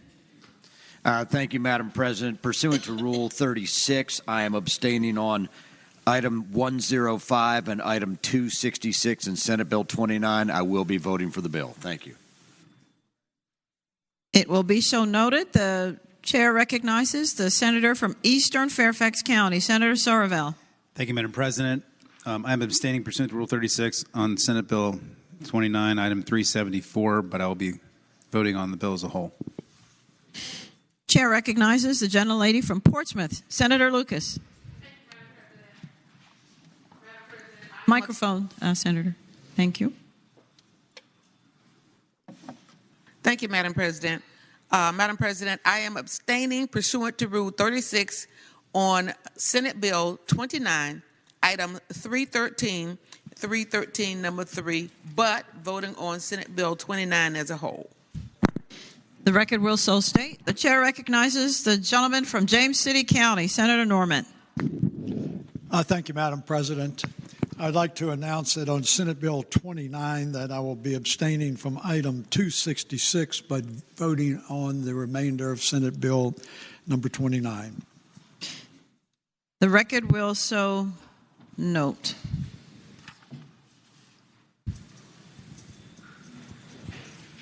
Again, the question is, shall Senate Bill 29 pass? All in favor of passage will record their votes aye. Those opposed, no. Are the senators ready to vote? Have all the senators voted? Does any senator desire to change their vote? The clerk will close the roll. Ayes 36, noes 4. Ayes 36, noes 4. The budget bill passes. Senate Bill 30. Committee reported from the Committee on Finance and Appropriations with amendments. The chair recognizes again the senator from Northern Fairfax County, Senator Howell. Thank you, Madam President. I move that the committee amendments be agreed to. Uncontested? We have several amendments out of the block. Okay. And I will read them now if everyone would like to follow along. Page 3, item 1, number 7. Page 17, item 55, number 2. Page 17, item 56, number 1. Page 27, item 89, number 1. Page 31, item 98, number 2.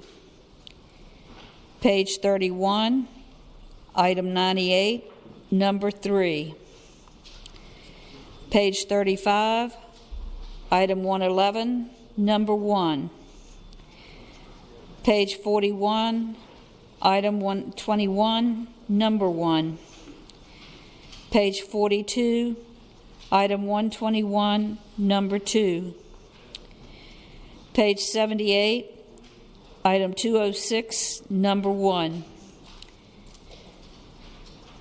Page 145, item 148, I'm sorry, page 148, item 347, number 5. Page 171, item 397, number 1. Page 174, item 402, number 2. Page 183, item 427, number 1. Page 184, item 428, number 1. Page 186, item 452, number 1. Page 195, item 485, number 5. Page 216, item 4-511, number 1.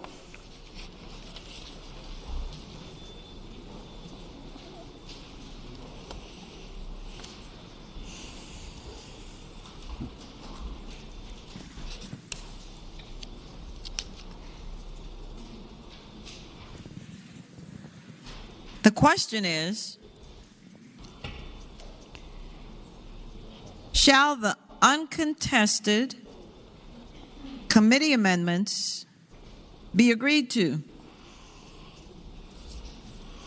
Those in favor of agreeing to the uncontested committee amendments will say aye. Those opposed, no. The ayes have it. The uncontested committee amendments are agreed to. We're turning to page 5, item 1, number 7. Chair recognizes the gentleman from Augusta, Senator Hanger. Thank you, Madam President. Madam President, I move that this amendment pass. I'd like to speak to it. The senator has the floor. Thank you, Madam President, members of the Senate. As most of you are aware, we set up, maybe 3 years ago, a Health and Human Services Oversight Committee to deal with some of the issues that are problematic for us and try to be more progressive with our health care delivery system. This one speaks to the situation where we have quite a number of children in the Commonwealth. My numbers indicate perhaps as many as 13,000 children that are undocumented immigrant children that are not eligible for any type of Medicaid services or any of the other types of services we provide through a combination of state and federal funding because of their immigration status. I'm not suggesting that we should establish a state program at this time, but what I will point out to you is that we do need to look at this because currently their only methods of receiving services is if they show up at the emergency room, they will be treated, or one of the free clinics or one of the health clinics, or if it's an emergency situation, there is a program for emergency Medicaid. Again, I'm not suggesting a method that we might come up with where we would use state funding, but I think it's a subject that we should consider in this particular commission that we've set up. So again, I move its passage.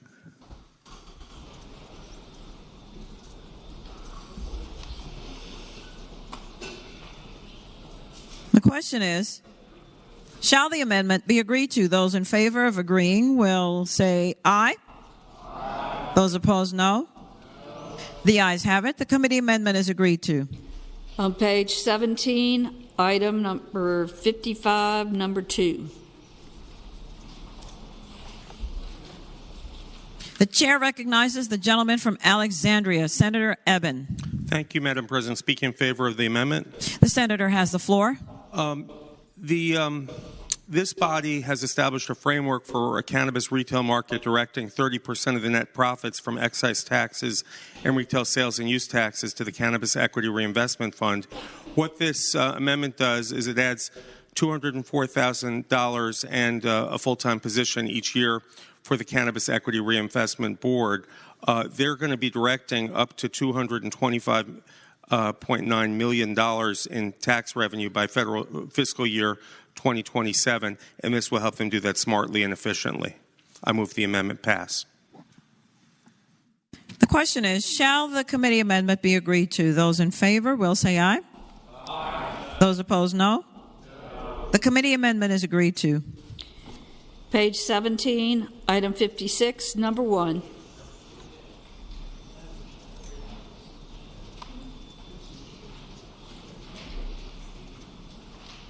Is there anyone to speak to the amendment?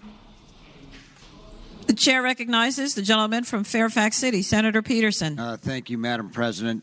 I believe, I'm sorry, I'm sort of multitasking here, but if this is the amendment on diversity, equity, inclusion, then I believe that the budget amendment adds 3 full-time equivalents to that office so that we can go ahead and staff it up and get it moving. I think that's really all there is. I move the amendment. The question is, shall the committee amendment be agreed to? Those in favor will say aye. Aye. Those opposed, no. The committee amendment is agreed to. Page 27, item 89, number 1. Okay. Chair recognizes the senator from Fairfax City, Senator Peterson. Thank you, Madam President. I'm going to go for the daily double. This is a constitutional amendment, funding for the constitutional amendment for the two amendments that we have voted off the floor of this body, one for marriage and then the second one for the restoration of voting rights. So this is so we would have money to actually put that on the ballot and see it through in 2022. And I move that the amendment be agreed to. The question is, shall the amendment be agreed to? Those in favor will say aye. Aye. Those opposed, no. The committee amendment is agreed to. Page 31. Item 89, number 1. Chair recognizes the gentleman from Alexandria. Or is there another? Oh, I'm sorry. Item 98, number 2. Thank you, Madam President. The chair recognizes the gentleman from Alexandria, Senator Eben. I move the amendment pass, and speaking to that amendment. The senator has the floor. The committee provides $710,000 general fund in each year to support 7 full-time equivalent positions in VDACs for the oversight of hemp and cannabis-related food products. That's what the fiscal impact statement indicated they would need to administer requirements pertaining to food safety oversight of edible marijuana products. I move the amendment pass. The question is, shall the committee amendment be agreed to? Those in favor will say aye. Aye. Those opposed, no. The committee amendment is agreed to. Page 31, item 98, number 3.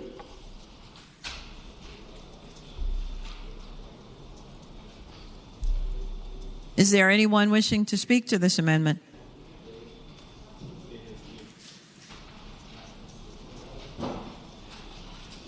The chair recognizes Senator Marsden, the gentleman from Western Fairfax County. Thank you, Madam President. Item 98, number 3S. The committee includes language here directing the Virginia Department of Agriculture and Consumer Services in consultation with the Virginia Cooperative Extension, the Department of Forestry, the Department of Conservation and Recreation, and the Department of Energy to develop a map of prime farmland in Virginia to assist local governments in making solar energy siting decisions. The intent of the amendments is to help ensure that prime farmland remains in agricultural production capacity and help identify less productive lands that could be better suited for solar energy purposes. It directs a report and initial map be provided by December 1st, 2022. Senator Ruff requested this amendment during subcommittee deliberations and can also speak to its merits, but I do move that the amendment be agreed to. The question is, shall the committee amendment be agreed to? Those in favor will say aye. Aye. Those opposed, no. The committee amendment is agreed to. Page 35, item 111, number 1. Chair recognizes the gentleman from Bath, Senator Deeds. Madam President, I move that the amendment be agreed to, and I'd like to speak to that motion. The senator has the floor. Madam President, ladies and gentlemen of the Senate, this language modifies the distribution of proceeds from historical horse racing to provide a small portion of that money to the Virginia Breeders' Fund, the Vet School at Virginia Tech, the Horse Center Foundation, and the Horse Industry Board. All of those groups have historically received revenue related to horse racing. This will result in about a $250,000 annual deduction from the general fund. Chair recognizes the gentleman from Spotsylvania, Senator Reeves. Thank you, Madam President. I don't want to tread on the body's time, but I just wanted to bring everybody aware here that earlier... For what purpose does the gentleman rise? To speak to the budget amendment. The senator has the floor. Madam President, earlier this year I've been working on a number of issues with regard to charitable gaming and everything in horse racing. And I asked that we put some money away for problem gaming, and that got shelved for another time. And I just want to make sure that we don't forget this is about actually $3.2 million that will be going to these organizations, and we've still done nothing in horse racing for problem gambling. And if we're going to continue down this track of bringing more and more gambling and everything else, we're going to have some bad residual effects. And at some point, this chamber, this body is going to have to put something from horse racing into problem gambling. Thank you, Madam President. Chair recognizes the gentleman again from Bath, Senator Deeds. I apologize to the body for speaking a second time on this, but the the information we have is that this is a $250,000 total distribution for these four organizations to split. The problem gambling is getting money from other revenue streams and from the casinos when they come on board. So I would again ask you to adopt this amendment. Chair recognizes the gentlelady from Fauquier, Senator Vogel. Thank you, Madam President. I would also urge the members of the body to please adopt this amendment, not conflate the two. This is something separate and much needed. And the senator has the floor. Thank you, Madam President. Thank you, Madam President. That's all.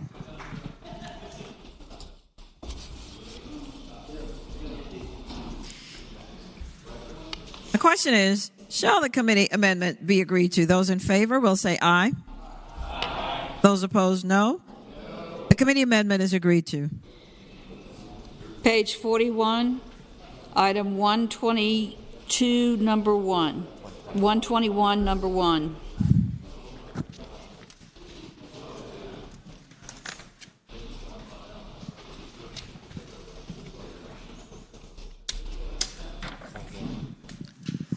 Madam Chair recognizes the gentleman from Western Fairfax County, Senator Marsden. Thank you, Madam President. The committee provides $10 million in this budget amendment from the general fund in FY 2023 to capitalize the Driving Carbonization Grant Fund, consistent with the provisions of Senate Bill 708 that establishes the Driving Decarbonization Grant Program.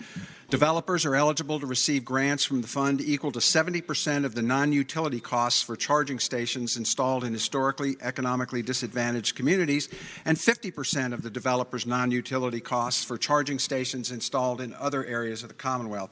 The amendment directs that $5 million be reserved for projects in historically economically disadvantaged community, passed out of the Senate 26-14, and I would urge that the amendment be agreed to. The question is, shall the amendment be agreed to? Those in favor will say aye. Aye. Those opposed, no. The committee amendment is agreed to. Page 42, item 121, number 2.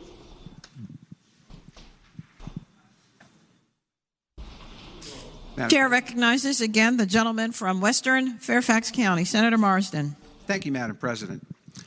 This amendment deals with low to moderate income solar loan and rebate fund. The governor proposed $30 million in general funds in FY 2023 to capitalize the low to moderate income solar loan and rebate fund. The committee reduces the amount for deposit to $10 million in FY 2023. Senate Bill 625, which expands the use of the existing program to also include grants to electric customers who complete solar installations and energy efficiency projects, passed the Senate 40-0. The fund was initially created by the 2019 General Assembly and expanded by the 2021 General Assembly to allow for loans and rebates to individual electric customers for solar installations, and I would move that the amendment pass. The question is, shall the committee amendment be agreed to? Those in favor will say aye. Aye. Those opposed, no. The committee amendment is agreed to. Page 78, item 206, number 1.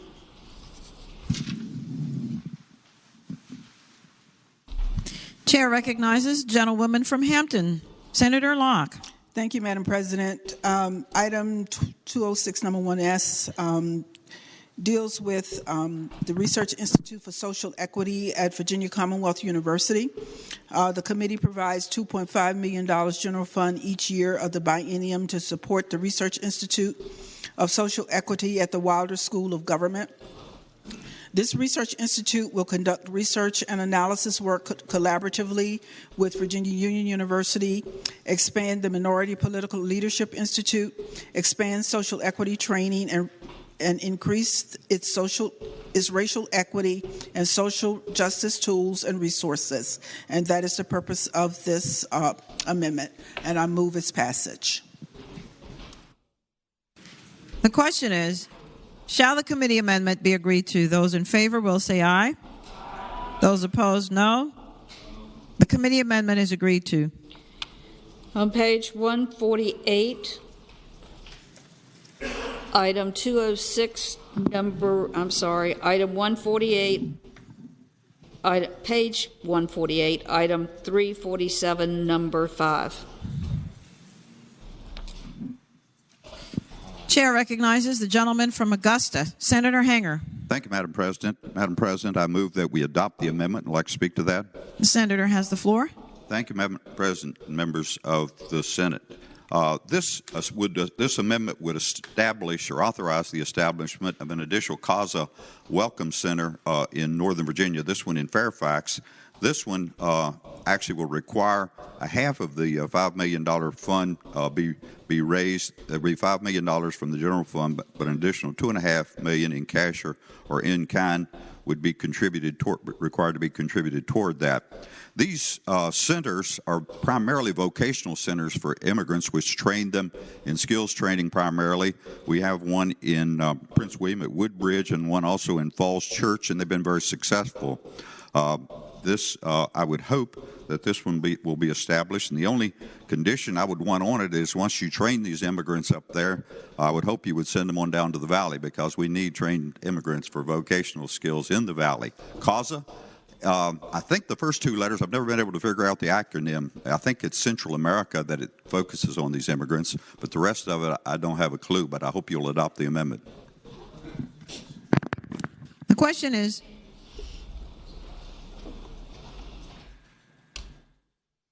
shall the amendment be adopted? Those in favor will say aye. Aye. Those opposed, no. The committee amendment is adopted. Page 171, item 397, number 1. 397, number 1. Chair recognizes the gentlelady from Portsmouth, Senator Lucas. Thank you, Madam President. Madam President, while the introduced budget includes $33.6 million of general funds over the biennium for the Cannabis Control Authority. The gentlelady has the floor. Thank you, Madam President. It also includes $6 million in general funds in fiscal year 2024 for the Cannabis Equity Business Loan.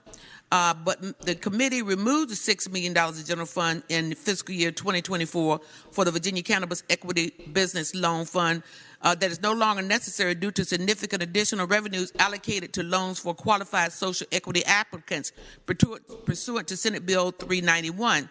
It is estimated that transitional sales will result in at least $24 million in additional revenue for fees and tax collections. So the 4 pharmaceutical processors must each pay $6 million to participate in early sales. So a maximum of 10 hemp processors may pay $500,000 each to participate. Additionally, an excise tax of 21% will be collected. All revenues from fees and taxes from transitional sales is designated to business loans for qualified social equity applicants. And so with that explanation, Madam President, I would move that this amendment be maintained, that we maintain the full requested amount for the Cannabis Control Authority, and I move the passage. The question is, shall the committee amendment be agreed to? Those in favor will say aye. Aye. Those opposed, no. The committee amendment is agreed to. Page 174, item 402, number 2. Chair again recognizes the senator from Portsmouth, Senator Lucas. Yes, ma'am. Speaking to that amendment, Madam President. The senator has the floor. Okay, what it does, the committee provides $1.6 million in general fund the second year from the general fund for the fiscal impact of Senate Bill 108, which prohibits the use of isolated confinement in state correctional facilities subject to certain exceptions. In addition to placing restrictions on the use of isolated confinement, the bill requires some inmates not in isolated confinement to participate in at least 4 hours of out-of-cell programmatic interventions and congregate activities plus 1 hour of recreational each day. This amendment provides for 23 casework counselors to supervise the additional required time in structured activities and recreation. Under the bill, if an inmate is placed in isolated confinement due to imminent threat of physical harm or to self or others, the facility must perform a medical or mental health evaluation within 24 hours. The funding in the introduced budget for additional psychological associates may be used to hire licensed clinicians to conduct any mental health evaluations required by the bill. The Department of Corrections adopted a restorative housing model in August 2021 and reports that all inmates are now offered at least 4 hours of out-of-cell programming. So with that explanation, Madam President, I would move that the committee amendments be agreed to. The question is, shall the committee amendments be agreed to? Those in favor will say aye. Aye. Those opposed, no. The committee amendments are agreed to.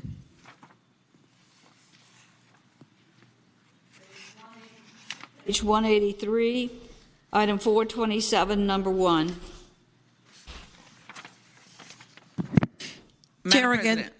Chair again recognizes the gentlelady from Portsmouth, Senator Lucas. Yes, ma'am. That's item 427, number 1S. Madam President, it provides $3.3 million. The senator has the floor. Well, I thank you very much, Madam President. I keep forgetting to say that to you. Provides $3.3 million the second year from the general fund for the fiscal impact of Senate Bill 108, which prohibits the use of isolated confinement in juvenile correctional centers subject to certain exceptions. Under this bill, if a juvenile is placed in isolated confinement due to imminent threat of physical harm to self or others, the facility staff must perform a medical and mental evaluation within 4 hours with follow-up evaluations every 4 hours. This amendment provides for 13 additional mental health staff for a cost of $1.7 million annually. This amendment also includes cost for supplies associated with new position. The bill has a delayed effective date of July 1st, 2024. With that explanation, Madam President, I move that the committee amendments be agreed to. The question is, shall the committee amendments be agreed to? Those in favor will say aye. Aye. Those opposed, no. The committee amendment is agreed to. Page 184, item 428, number 1. Chair recognizes the gentlelady from Portsmouth, Senator Lucas. Yes, Madam President, speaking to item 428, number 1S. The senator has the floor. Thank you, Madam President. Madam President, a language-only amendment directs the Department of Juvenile Justice to convene a work group with the Office of the Executive Secretary and other state and local agencies to examine the cost and feasibility of implementation of Senate Bill 134, which would raise the maximum age for juvenile delinquents matters from 18 to 21 years. Senate Bill 134 passed the Senate on a vote of 22 to 18, and the bill had the clause and necessary appropriations was not provided in the committee budget. This amendment creates a work group to further examine the costs associated with implementation. The work group would include representatives from DJJ, the Office of Executive Secretary, Court Services Units, Juvenile Detention Courts, Centers, Juvenile and Domestic Relations Courts, the Department of Corrections, the Department of Behavior, Health and Developmental Services, and the Department of Planning, Health and Developmental Services. Madam President, with that explanation, I would move that item 428, number 1S, be agreed to. The question is, shall the committee amendment be agreed to? Those in favor will say aye. Aye. Those opposed, no. The committee amendment is agreed to. Page 186, item 452, number 1. Madam President? Chair recognizes the gentlelady from Portsmouth, Senator Lucas. Speaking to item 402, number 2S. Senator has the floor. I thank you, Madam President. Madam President, item 402, number 2S, provides $1.6 million in the general fund the second year from the general fund for the fiscal impact of Senate Bill 108, which prohibits the use of isolated confinement in state correctional facilities subject to certain exceptions. Now, in addition to placing restrictions on the use of isolated confinement, the bill requires some... Yes, ma'am. I thought it was me. You said 402. It's 452.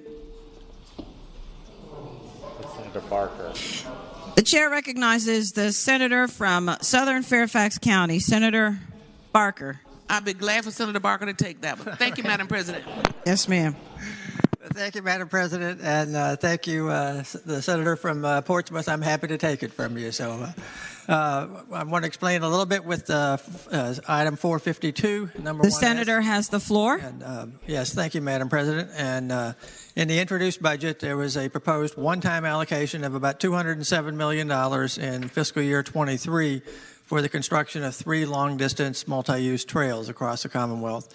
The committee worked through this and a number of other issues, and we reduced the proposed appropriation of $207 million down to $182 million in general funds, and provided a one-time deposit of $25 million, which will be split in 2 ways.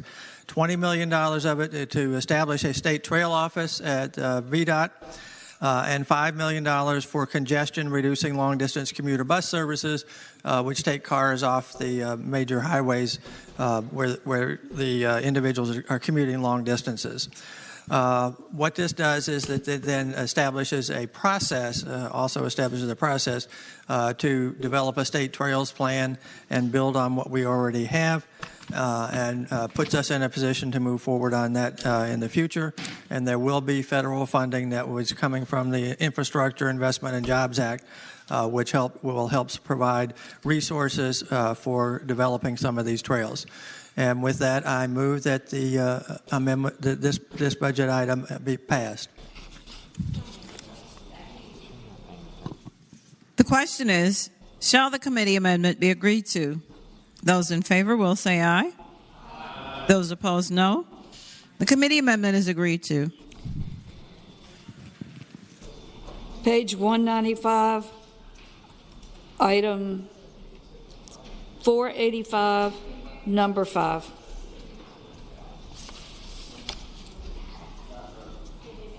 Chair recognizes the gentleman from Fairfax City, Senator Peterson. Thank you, Madam President. I move the amendment and speak to the measure. The senator has the floor. Thank you, Madam President, ladies and gentlemen of the Senate. This is the funding for the Language Access Program, which was the gentlelady from Chesterfield's legislation. Has $7.9 million general fund in 2023, $2.9 in 2024, and basically would work through the Office of the Director of Diversity, Equity, and Inclusion to establish an interagency language access working group to make our state agencies and state resources more available to people with all the various languages that we enjoy in the Commonwealth. And I move the bill pass, or move the amendment pass. The question is, shall the committee amendment be agreed to? Those in favor will say aye. Those opposed, no. Committee amendment is agreed to. Page 216, item 4-511, number 1. Chair recognizes the gentleman from Fairfax City, Senator Peterson. Madam President, I move that the amendment pass and speak to the measure. The senator has the floor. Okay, ladies and gentlemen of the Senate, I've actually been trying to get my head around this. It's language that amends existing language in 4-5.11 regarding the seat of government and pedestrian safety to clarify the term event as it relates to property controlled by DGS. And basically, as it is right now, if you have 10 or more people, that's considered an event. And then if you have 1 to 9 people, it's not typically considered an event. But then there's essentially an exception if they are using language or carrying on actions. And I guess I would think of like having a bullhorn or something like that, maybe taking off your clothes, in which is entitled to basically provoke a disturbance. I'm not quite sure what this is all about. Maybe somebody got a little wild last night. Anyways, I'm doing the best I can to defend this thing, so vote for it, okay? Chair recognizes the gentleman from Spotsylvania, Senator Reeves. Thank you, Madam President. Speaking to the amendment. The senator has the floor. Maybe I can help the senator from Fairfax City on this amendment. I think somebody's trying to stifle our First Amendment right. And, Madam President, if I've been here 10 years, I've had to run the gauntlet. I've had to listen to people I don't necessarily agree with. But I certainly believe in their right, and I wore a uniform to protect that right, to have that First Amendment, to file grievances and speak to the representatives. And we see it all the time when we come up the walkway and we see people with signs. But let me just read you in the full context of what this is that they tried to slide in, if I can, Madam President. It says, for the purposes of this subsection, an event means the assemblage on property controlled by the Department of 10 or more persons, or any demonstration, rally, march, performance, picketing, speech making, which many of us do, holding of vigils, that's prayer vigils or whatever, sit-ins or other activities by one or more individuals that invoke the communication or expression of views or ideas having the effect, intent, or to provoke, to draw a crowd or onlookers. An event does not include casual use of property by visitors or tourists. Madam President, this is clearly trying to stifle your First Amendment right. I don't think this should be in the budget. I think everybody should have the opportunity to come on this campus, on this Capitol, and air their grievances. I understand when it's big crowds and we need to worry about handling huge crowds, but when we have one or more individuals, one person is that much of a threat, I think our Capitol Police are certainly capable of handling one person. Madam President, I hope we all vote no. Chair recognizes the gentleman from Fairfax City, Senator Peterson. Okay. First of all, I want to thank the gentleman from Spotsylvania. For what purpose does the gentleman rise? I rise to respond to my colleague and speak again in favor of the amendment. The senator has the floor. I want to thank the gentleman for better framing this issue because I was sort of lost in an intellectual morass back here next to Surville. But here's the bottom line, and I'm just going to get right to the point. There is one citizen, constituent with very strong opinions about the current President of the United States who wants to hold up a sign that has an expletive on it and then the name of the President of the United States. And that may be protected by the First Amendment. It may not be, and you can walk next door to the Fourth Circuit and argue that case anytime you want. Our Capitol Police don't simply have a way to get him off the grounds right now where he could hold that sign up. And again, I understand some people might think it's protected speech. Other people that come here with families may be offended. I'm just not going to debate that right now. That's what this amendment's trying to address. I think it's reasonable to try and address. They've tried to do it other ways, and this is the way we're going to have to do it. So there it is. Chair recognizes the junior senator from Richmond City, Senator Morrissey. Thank you, Madam President. Speaking to the amendment. The senator has the floor. The federal courts, and specifically I believe the Fourth Circuit, has already spoken, and you can say F the police on a sign. What you can't do is scream it. As I understand it, it's the sign that is being held. And I got to tell you, it's a close call, but it ends up, for me, boiling down to protecting somebody's right to free speech. As one famous Supreme Court justice said, it's protecting speech that we like. That's the easy part. Protecting speech that we loathe, that's the difficult part. I'm with the gentleman from Spotsylvania. And I apologize to the senator from Fairfax City. The question is, shall the committee amendment be agreed to? Those in favor will say aye. Aye. Those opposed, no? No. The committee amendment is rejected.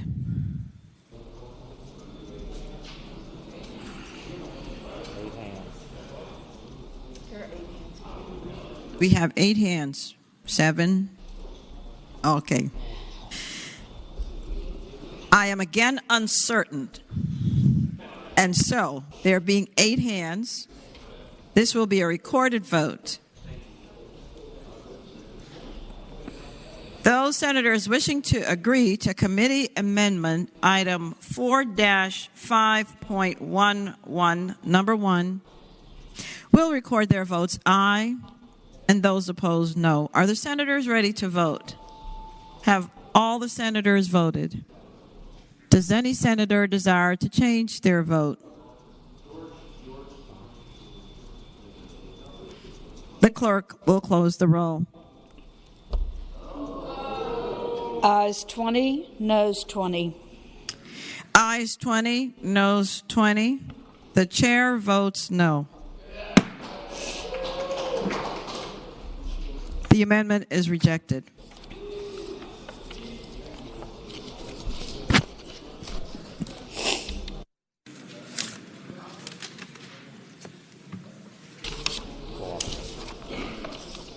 We have the following floor amendments.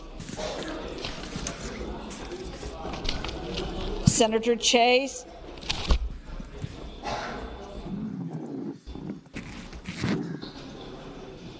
Chair recognizes the gentlelady from Chesterfield, Senator Chase. Thank you, Madam President. I move to waive the reading of the floor amendments. The question is, shall the reading of the floor amendment be waived? Those in favor of waiving the reading will say aye. Those opposed, no. The reading of the floor amendment is waived. Senator Chase. Thank you, Madam President. I move the amendment be adopted and speaking to the amendment. The senator has the floor. Thank you, Madam President. Once again, this is an election integrity bill. This, once again, included in the appropriation for this item is $3 million each year from the general fund for the Office of the Attorney General to conduct election integrity investigations. This would be for fiscal years 2022-23 and then 23-24. The other one was the caboose bill. So this is in the regular budget. I would like to make sure that we are giving the Attorney General's office the necessary resources to do a thorough investigation of our team's finding. I would like to give a special thanks to some of my contributors, John LaRoe, Tom Hurt, Phil Lowe, Ken Lubeck, and Colonel John Mills, as well as other unnamed experts. Madam President, many of these experts are electrical engineers, computer scientists, defense contractors, years and years, 40 years of technology experience. The people that helped put together the information we gave to the Attorney General's office are incredible, and we should sincerely take this seriously. At this point, I would ask that the floor amendment be adopted. The question is, shall the floor amendment be adopted? Those in favor will say aye. Those opposed, no. The floor amendment is rejected. The next floor amendment is Senator Chase. Item 89, number 5. Chair recognizes the junior senator from Chesterfield, Senator Chase. Thank you, Madam President. I move to waive the reading of the floor amendment. The question is, shall the reading of the floor amendment be waived? Those in favor of waiving the reading will say aye. Those opposed, no. The reading of the floor amendment is waived. Senator Chase. Thank you, Madam President. I move the amendment be adopted and speaking to the amendment. The senator has the floor. Thank you, Madam President. This is an amendment, once again, has to do with giving $6 million each year from the general fund for the Department of Elections to engage in activities to ensure the integrity of our elections. You know, Madam President, I find it very interesting that, this should be a bipartisan issue where we have both sides of the aisle making sure that every legal vote matters. And I would encourage the body to vote yes on this amendment. We have a lot of concerns that I've outlaid in this report, and I think we need to give the Department of Elections the resources they need going forward. And with that, I ask the floor amendment be adopted.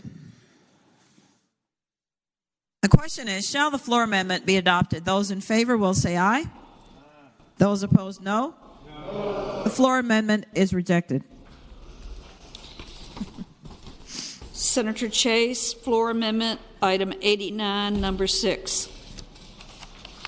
Chair recognizes the junior senator from Chesterfield, Senator Chase. Thank you, Madam President. I move to waive the reading of the floor amendment. Question is, shall the reading of the floor amendment be waived? Those in favor will say aye. Those opposed, no. The reading of the floor amendment is waived. Senator Chase. Thank you, Madam President. I move the amendment be adopted and speaking to the amendment. The senator has the floor. Thank you, Madam President. This addresses the Department of Elections. The other bills were other amendments address the Office of the Attorney General. This includes appropriation for $70 million in the first year from the general fund for the Department of Elections to engage in a full forensic audit of the 2020 elections as opposed to a risk limiting audit.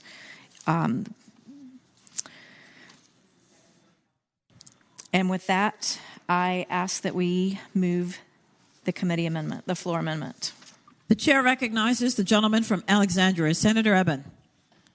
Thank you, Madam President. Would the junior senator from Chesterfield yield for a question? Will Senator Chase yield?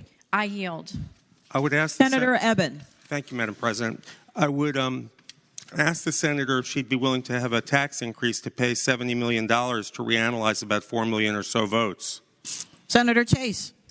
I would answer, Madam President, I would answer the gentleman. We received $4.2 billion last year from the federal government. Maybe we could use some of that.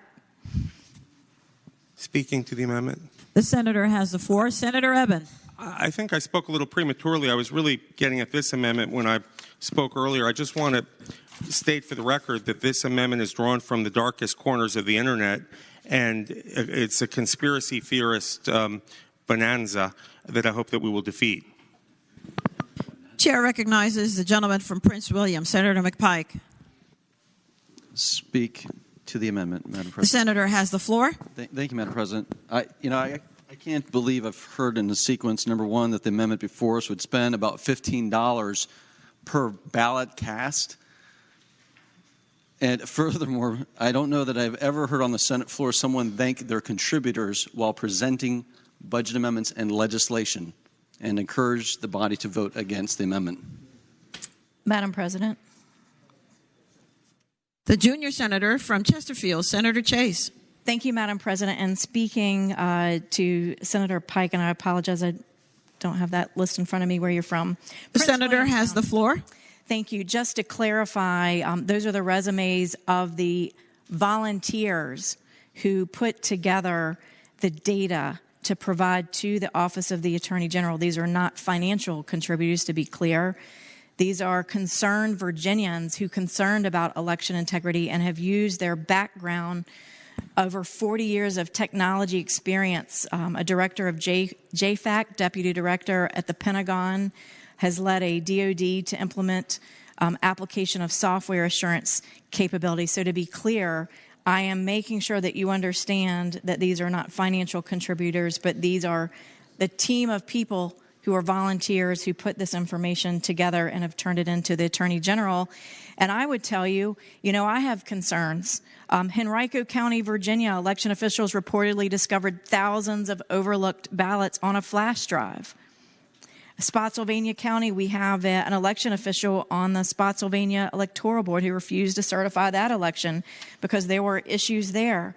Ballots were reported in fractional amounts instead of whole integers.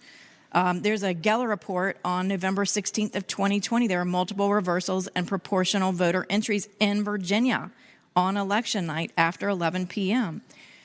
Madam President, I would love to have an opportunity to have a full forensic audit on Virginia's elections, and we can make these doubters into believers.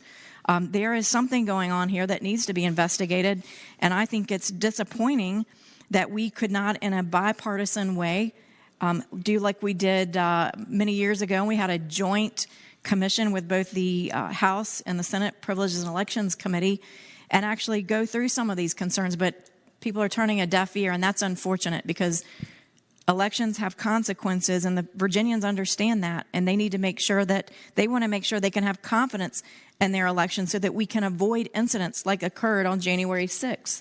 Thank you, Madam President.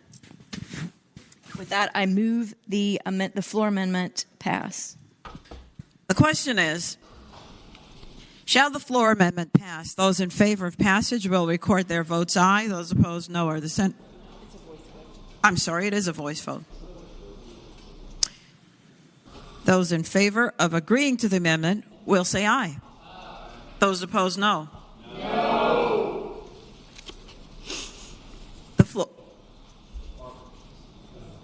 The floor amendment is not agreed to. And we have 8 hands. Apparently, I'm very uncertain. So, with that, this will be a recorded vote. Those in favor of passage of floor amendment, item 89, number 6, will record their votes aye. Those opposed, no. Are the senators ready to vote? Have all the senators voted? Does any senator desire to change their vote? The clerk will close the roll. Ayes 4, noes 27. Ayes 4, noes 27. The amendment is rejected. Senator Norman, number 1, amendment, item 4-14, number 5. The chair recognizes the gentleman from James City County, Senator Norman. Thank you, Madam President. And speaking to the floor amendment that mercifully does not address elections. The senator has the floor. Ladies and gentlemen, Senate, first of all, I would like to waive the reading of the proposed floor amendment. The question is, shall the reading of the floor amendment be waived? Those in favor will say aye. Those opposed, no. The reading of the floor amendment is waived. Senator Norman. Thank you, Madam President. Addressing the floor amendment. The senator has the floor. I apologize. It'll take me a minute or two to give this perspective. This bill focuses on what is referred to as the Mountain Mission School, which is located in Buckingham County in Grundy. And it is a school that has K through 12. It does not receive any public funds. It is run entirely by benevolent contributors, individuals, businesses, and some church-related groups. They got themselves caught in a little bit of an administrative snafu. The school has been in effect since 1921. From 1950 until 2020, they were exempt from getting licensure approval through the state. What happened in 2020 was where the confusion developed, that the Department of Education, who had oversight over some of these schools, transferred their administrative responsibility to the Department of Social Services. The Department of Education had not required any licensure from the state. It went to the Department of Social Services, and they said, hey, we think because you do child daycare programs, now this is K through 12, that you need to be licensed. The school came back and said, no. Child daycare is 23 hours or less. We are a residential program. Finally, the Department of Social Services said, hey, on reflection, you don't need a license, but it is now embedded in the code. So what this budget amendment does is it restores it so that this school, which is identified geographically, but in fact is a mountain mission school, where incidentally they deal with challenged young people, and about 95% of their graduates either go to college or into the military. So they've been very successful. But that's what it does, and I would respectfully ask you to support it. It does not involve any state dollars whatsoever.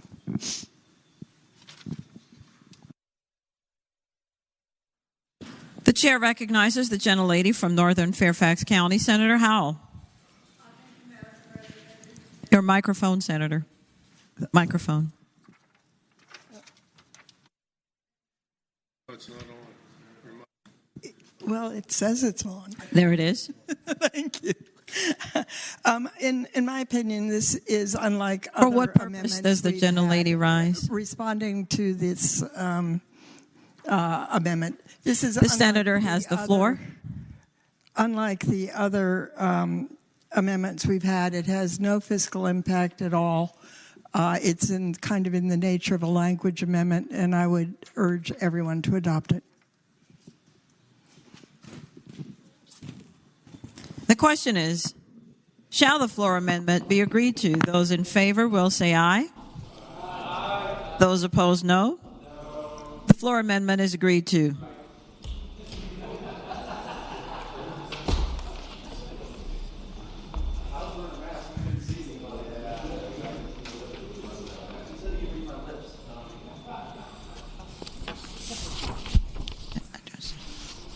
Is that it?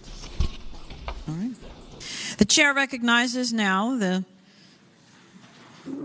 Senator Howell, the senator from Northern Fairfax County. Thank you, Madam President. I now move that the rules be suspended and the third constitutional reading of the title of the bill be dispensed with. The chair recognizes the senior senator from Virginia Beach, Senator DeStaff. Madam Chair, is this a proper time? I'm sorry, Madam President, is this a proper time for abstentions? No, sir. Not yet? Okay. As you were. That will happen at the point where we're at the passage stage.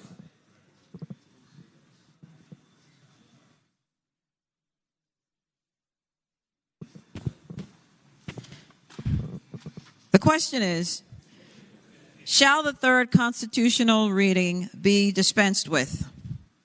Those in favor of waiving the reading of the reading will record their votes aye. Those opposed, no. Are the senators ready to vote? Have all the senators voted? Does any senator desire to change their vote? The clerk will close the roll. Ayes 40, no 0. Ayes 40, no 0. The reading is waived. Chair again recognizes the senator from Northern Fairfax County, Senator Howell. Thank you, Madam President. I now move that the bill pass. Chair again recognizes the senior senator from Virginia Beach, Senator DeStaff. Thank you, Madam President. Madam President, I'm abstaining pursuant to Rule 36 on item number 430, number 1S on page 185. Thank you very much. Without objection, it will be so noted. Chair recognizes the gentlelady from Hampton, Senator Locke. Thank you, Madam President. I am abstaining pursuant to Rule 36 on item 295, but voting on Senate Bill 30 as a whole. It will be so noted. Chair recognizes Senator McClellan, the senior senator from Richmond City. Thank you, Madam President. I am abstaining pursuant to Rule 36 on item 115 and 115-1S, but voting on Senate Bill 30 as a whole. That will be so noted.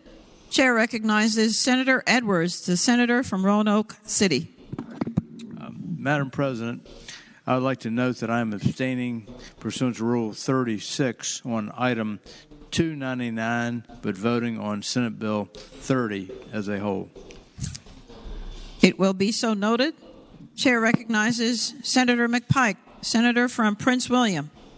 Thank you, Madam President.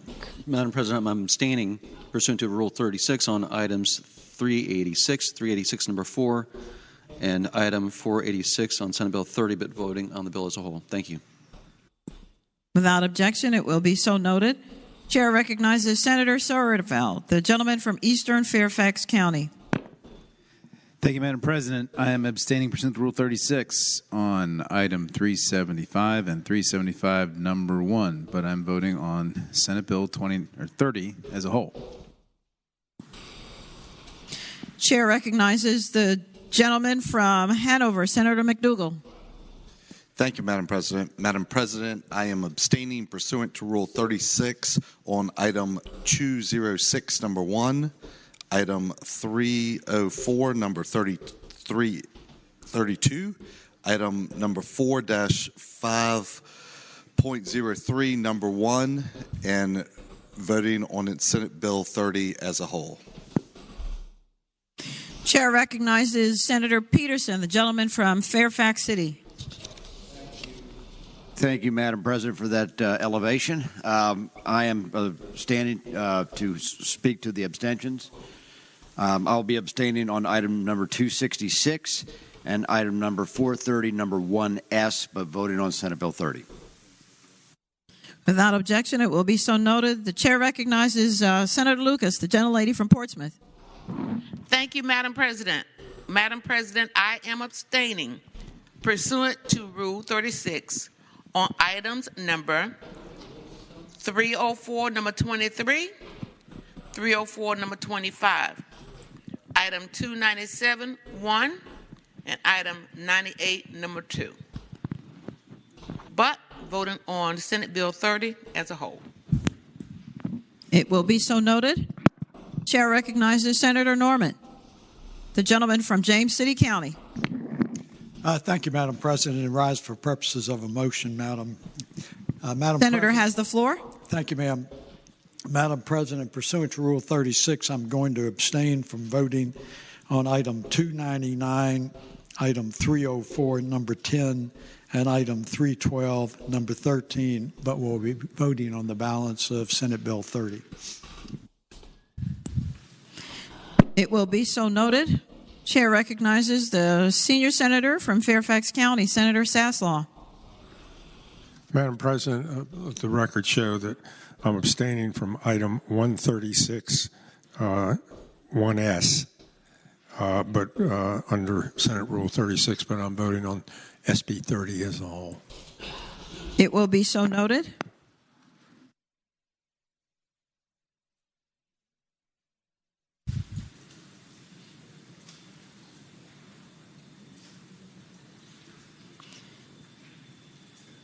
The question, therefore, is, Chair recognizes the gentleman from Rockingham County, Senator Obenshain. Madam President, I wonder if the gentlelady, the Chair of Finance, would rise for a question.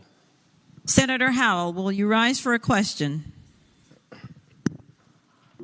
Yes, I yield. Senator yields. Senator Obenshain.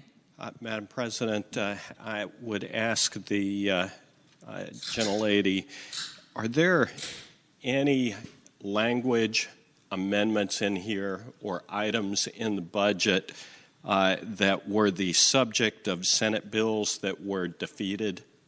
And if so, what are they? Senator Howell. Just 1 minute. I'm going to consult with staff. I don't believe so.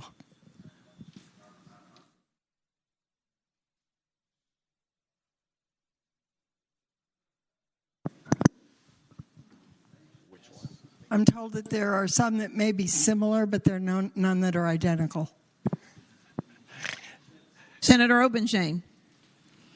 Madam President, I would ask if they are similar, do they affect the same outcome that the bill would have affected? Are they the same in spirit and outcome? Senator Howell. I would yield to Senator Barker. Chair recognizes the gentleman from Southern Fairfax County, Senator Barker. Yes, I'm aware of at least one that is placed in the budget. I carried a bill dealing with staffing standards for nursing homes that had been recommended by the Joint Commission on Health Care. What that bill did not report out. It was defeated. And what we did in the budget was basically put in the standard that would be applied, but we did not have any of the penalties or anything that would be negative there. And it will be, and we also are providing funding for that. So it's very different in many respects from the bill that was considered and the rationale that the nursing home industry provided in opposing that bill. So, and they are supportive of what we're doing now. Madam President, further Senator question. Senator Obenshain. Further question? Madam. Yes, I'd be happy to yield. Madam President. Senator Obenshain. I would further ask if the subject matter is the same and the bill reflects the intent, or the budget language reflects the intent is of the previously introduced bill. I thought that it was the policy not to include language in the budget that was the subject of the bill that was defeated that I guess could have been amended. Am I not correct? Senator Barker. I mean, there are different policies that are followed at different times, so I'm not sure that there's a hard and fast policy on that issue. And I will repeat that the objection to the bill was all on the portion that would have had consequences negative to some of the facilities, and that is not included in the budget.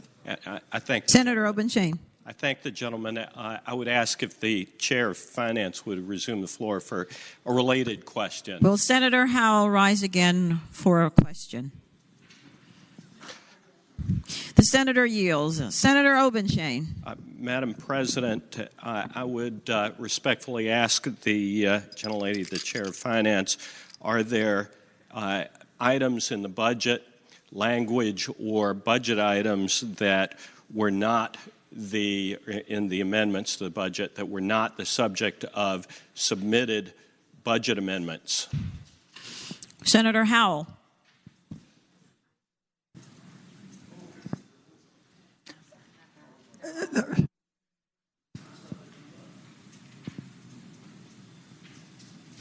We have a number of different considerations. We have the Governor Northam's budget. We have Governor Youngkin's budget. We have the proposed amendments from the members of the committee. Those are all part of it. I am not aware of anything that's not from one of those sources, but it's entirely possible. Senator Obenshain. Madam President, just further question? Speaking briefly. The senator has the floor. And I appreciate, Madam President, I appreciate the gentlelady's response to my question. And the members know it is sometimes difficult to parse through the document and to see what is in there and what's not in there. We know what amendments were submitted, and we all are curious to see what comes out on Sunday of Budget Week. And I think, share the curiosity of a number of members as to what items might have slipped in there in the dead of night that may not have risen to the level at which they have gotten a lot of attention. So I thank the gentlelady for her response to that question and for her hard work on this budget. Thank you. Chair recognizes the junior senator from Virginia Beach, Senator Kiggins. Madam President, I rise just for a question about the amendment that was just being spoken about the nursing home. The senator has the floor. And I'm not sure if the Finance Committee should answer the question, but my concern with this piece, especially at the budget, is that we've now given this amount of money to nursing homes for staffing ratios, but we haven't put in that requirement that they use it for staff. So I have an issue with that, and I don't know if there's any clarification. Does the senator wish to call on Senator Barker, the gentleman from Northern Fairfax County? Thank you, Madam President, and I'll be happy to answer the question. And basically, what is provided, what's happening is that there is a value-based purchasing plan that we are contributing to that will provide additional resources to the nursing homes. And 40% of that is automatically directed at staffing. So it's specific to that issue there. Senator Kiggins, further question? Clarification? Madam Chair, thank you. Madam President, thank you.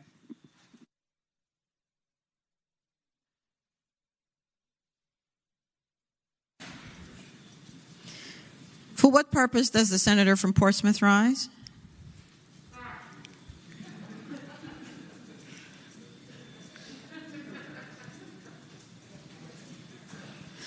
The question is,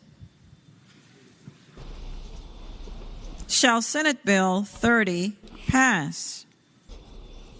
Those in favor of passage will record their votes aye. Those opposed, no. Are the senators ready to vote? Have all the senators voted? Does any senator desire to change their vote? The clerk will close the roll. Ayes 31, noes 9. Ayes 31, noes 9. The bill passes.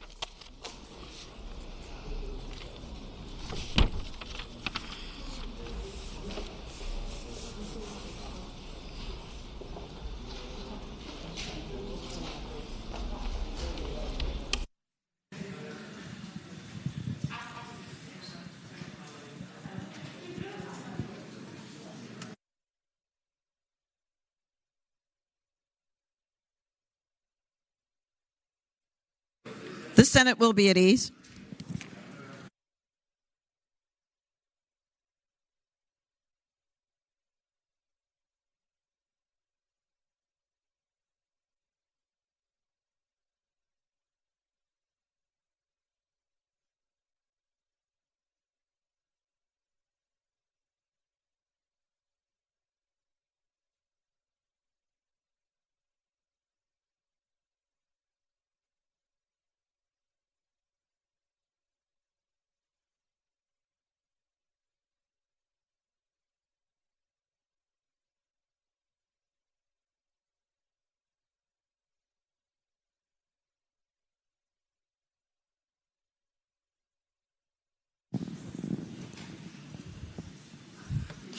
The Senate will be in order.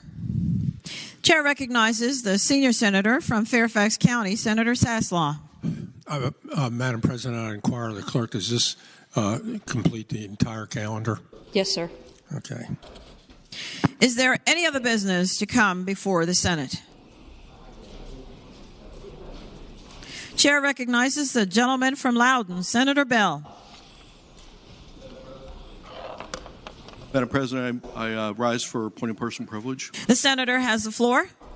Thank you, Madam President.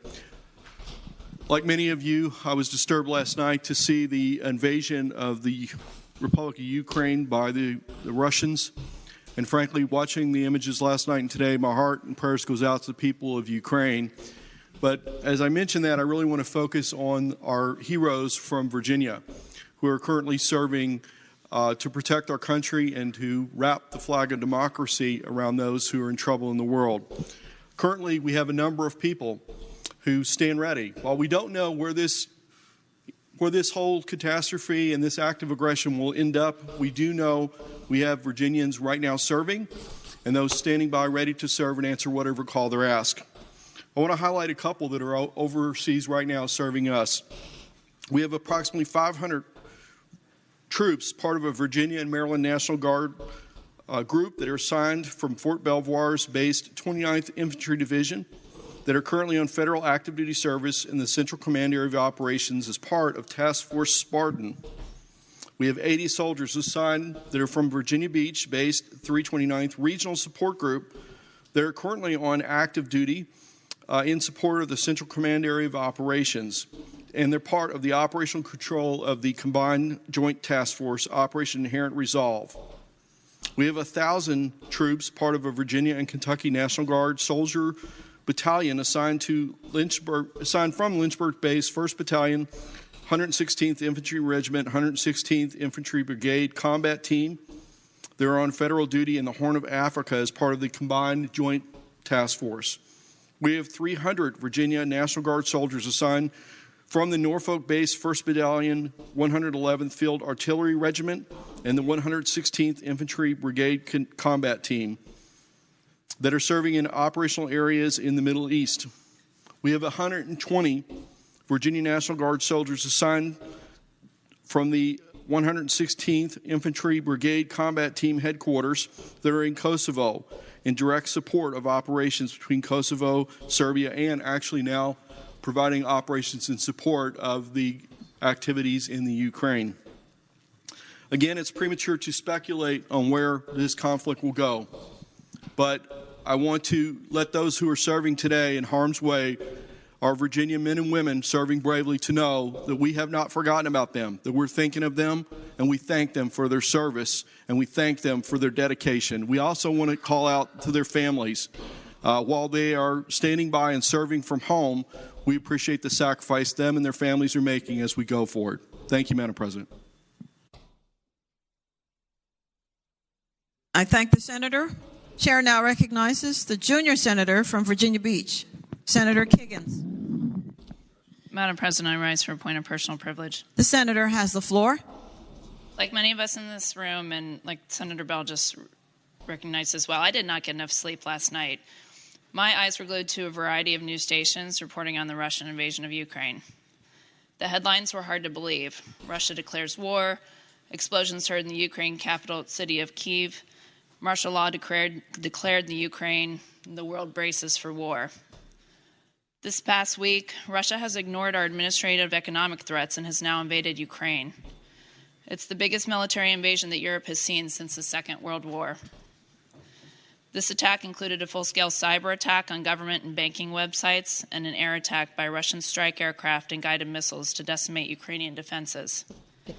10 Russian naval ships are in place in the Black Sea with Marines on board off the coast of Ukraine, and civilian airspace above Ukraine is closed. The news shows long lines of cars leaving the city of Kyiv as residents have been instructed to evacuate as air raid sirens are heard in the background. Russian tanks are on the move into Ukraine and Russian missiles have been launched and the world is holding its breath. But over the past several hours, we've also seen brave Ukrainians stand up to Russia. Watching reports from Ukraine, you can hear and feel that Ukrainians are ready and willing to defend their homes, their families, and their country. We stand with the people of Ukraine and we pray for their safety. Madam President, as a representative of a district with one of the largest active-duty military populations in the country, I'm watching how the United States will react and how we will compel Russia to cease and desist. Will the United States send a loud enough message to Russia to deter the Chinese from invading Taiwan and to protect Iran from continuing its nuclear weapons development? Today, I think of my neighbors, I think of my constituents who serve, and I think of my sons at the Naval Academy and at VMI and their classmates. As my husband and I and our military friends spent years of our lives where we sacrificed time away from home, took risks we never thought twice about, and completed missions in defense of our country, we felt secure and safe in the world. Our military was strong, and most importantly, our enemies knew their place. Now the world is witnessing an America leading from behind. We who have served in the military feel like the tide has turned and our reputation on the world stage has been diminished. As a veteran, I feel angry that we have allowed our great country's strength to be questioned. As an American, I feel angry that our world is no longer safe and secure. And as a mom, I feel angry that our leaders' decisions and lack of action has put my military children and their friends in harm's way and their lives at risk. Madam President, members of the Senate, now is the time to show resolve and strength with our allies. Again, the world is watching. Upon the completion of our work today, I ask that we adjourn in addition to the men and women in uniform who are serving there, but also in solidarity with the Ukrainian people. Thank you, Madam President.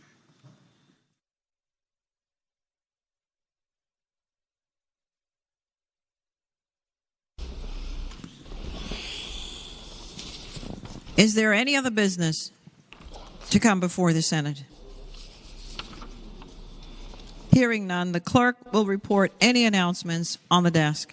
Today, Thursday, February 24th, the Committee on Transportation will meet 15 minutes after adjournment, Senate Room 3, Capitol. The Education and Health Subcommittee on Public Education will meet 1/2 hour after adjournment in Subcommittee Room 2, 5th floor, Pocahontas. Senators Hashmi, Howell, Locke, Donovan, and Peake.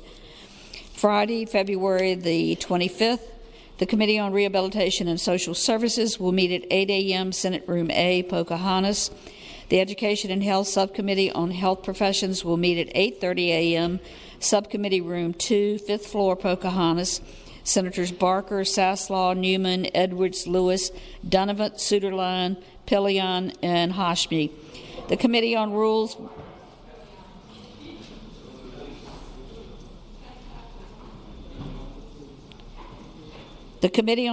will meet at 10 a.m. in Senate Room 3 in the Capitol. The Democratic Caucus will meet 1/2 hour before session, Senate Room 1 in the Capitol. The Republican Caucus will meet 1/2 hour before session in Senate Room 2 in the Capitol.